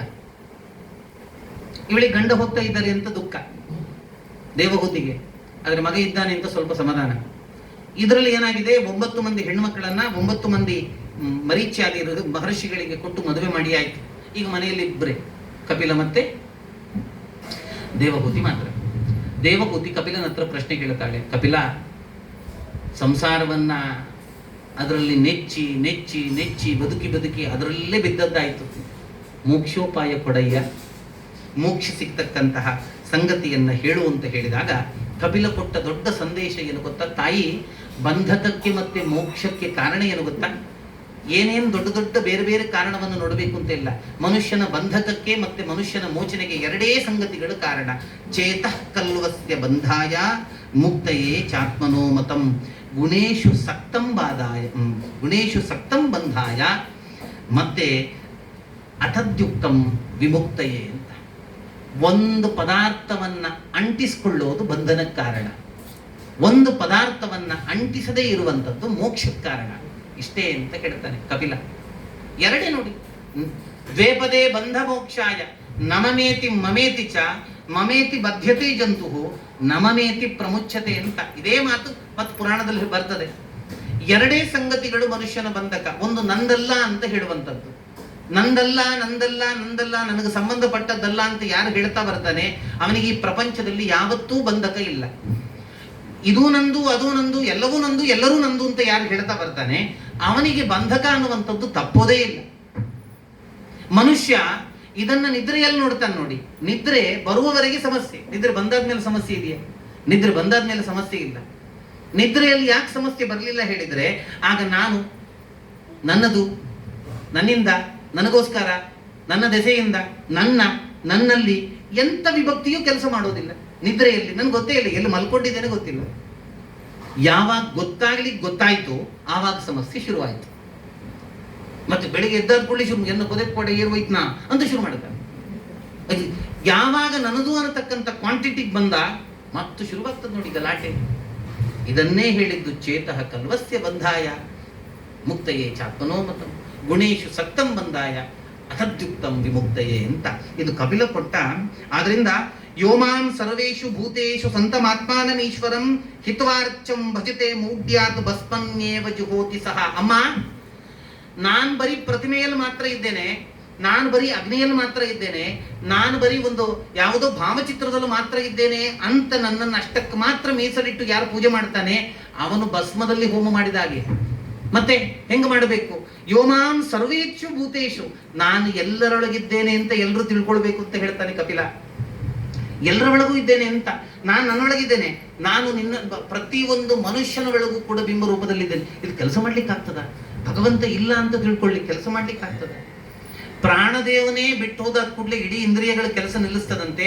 ಪ್ರಾಣನಿಗೆ ಪ್ರಾಣ ಆಗಿರ್ತಕ್ಕಂಥ ನಾರಾಯಣ ಇಲ್ಲ ಅಂತಾದ್ರೆ ಮನುಷ್ಯ ಕೆಲಸ ಮಾಡ್ತಾನೆ. ಆದ್ರಿಂದ ಅವಾಗ ಹೇಳ್ತಾನೆ ಹಿತ್ವಾರ್ಚಂ ಭಜತೆ ಮೌಢ್ಯಾತ್, ನನ್ನನ್ನು ಬಿಟ್ಟು ಎಲ್ಲರ ಒಳಗೆ ನಾನಿಲ್ಲ ಅಂತ ತಿಳ್ಕೊಂಡು ಬೇರೆ ಯಾವುದೋ ಪ್ರತೀಕದಲ್ಲಿ ಆರಾಧನೆ ಮಾಡಿದ್ದ ಹೌದಾದ್ರೆ ಸುಮ್ಮನೆ ಅದು ವ್ಯರ್ಥ ಪ್ರಯತ್ನ, ವ್ಯರ್ಥ ಪೂಜೆಗಳು, ಸಾರ್ಥಕಕ್ಕೆ ಬಾರದೇ ಇರತಕ್ಕಂತಹ ಸಂಗತಿಗಳು ಅಂತ ಹೇಳ್ತಾ ಕೊನೆಯ ದೊಡ್ಡ ಸಂಗತಿಯನ್ನು ಹೇಳ್ತಾನೆ. ಏನು ಹೇಳಿದ್ರೆ, ವಾಸುದೇವೇ ಭಗವತಿ ಭಕ್ತಿಯೋಗ ಪ್ರಯೋಜಿತ ಜನಯತ್ಯಾಶು ವೈರಾಗ್ಯಂ ಜ್ಞಾನಂ ಯತ್ ಬ್ರಹ್ಮದರ್ಶನಂ. ವಾಸುದೇವೇ ಭಗವತಿ, ಭಗವಂತನಲ್ಲಿ ಯಾರು ಭಕ್ತಿಯನ್ನ ಪ್ರಯೋಗ ಮಾಡುತ್ತಾನೆ ಅಂಥ ಪುಣ್ಯಾತ್ಮ ಜನಯತ್ಯಾಶು ವೈರಾಗ್ಯಂ, ಆ ಮನುಷ್ಯನಿಗೆ ಪ್ರಪಂಚದಲ್ಲಿ ವೈರಾಗ್ಯ ಬೇಗ ಹುಡುತ್ತದೆ. ನಿಜವಾದಂತಹ ಜ್ಞಾನ, ನಿರ್ದುಷ್ಟ ಆಗಿರತಕ್ಕಂಥ ಜ್ಞಾನ ಅವನಿಗೆ ಪ್ರಾಪ್ತಿಯಾಗ್ತದೆ. ಆ ಜ್ಞಾನ ಭಗವದ್ ದರ್ಶನಕ್ಕೆ ಕಾರಣ ಆಗ್ತದೆ ಅಂತ ಅದ್ಭುತ ಆಗಿರತಕ್ಕಂಥ ಸಂಗತಿಯನ್ನ ಹೇಳ್ತಾನೆ. ಇದು ಕಪಿಲ ತನ್ನ ತಾಯಿ ದೇವಹೂತಿ ಕೊಟ್ಟಂತಹ ಉಪದೇಶ ಸರಣಿ. ತುಂಬಾ ಹೇಳ್ತಾನ್ರಿ, ಸಂಸಾರದ ಅಸಾರದ ಬಗ್ಗೆ ಒಂದು ಹೇಳ್ತಾನೆ ಕಪಿಲ. ನೋಡ್ಬೇಕದನ್ನ, ಏನ್ ಚಂದ ಹೇಳ್ತಾನೆ ಗೊತ್ತಾ?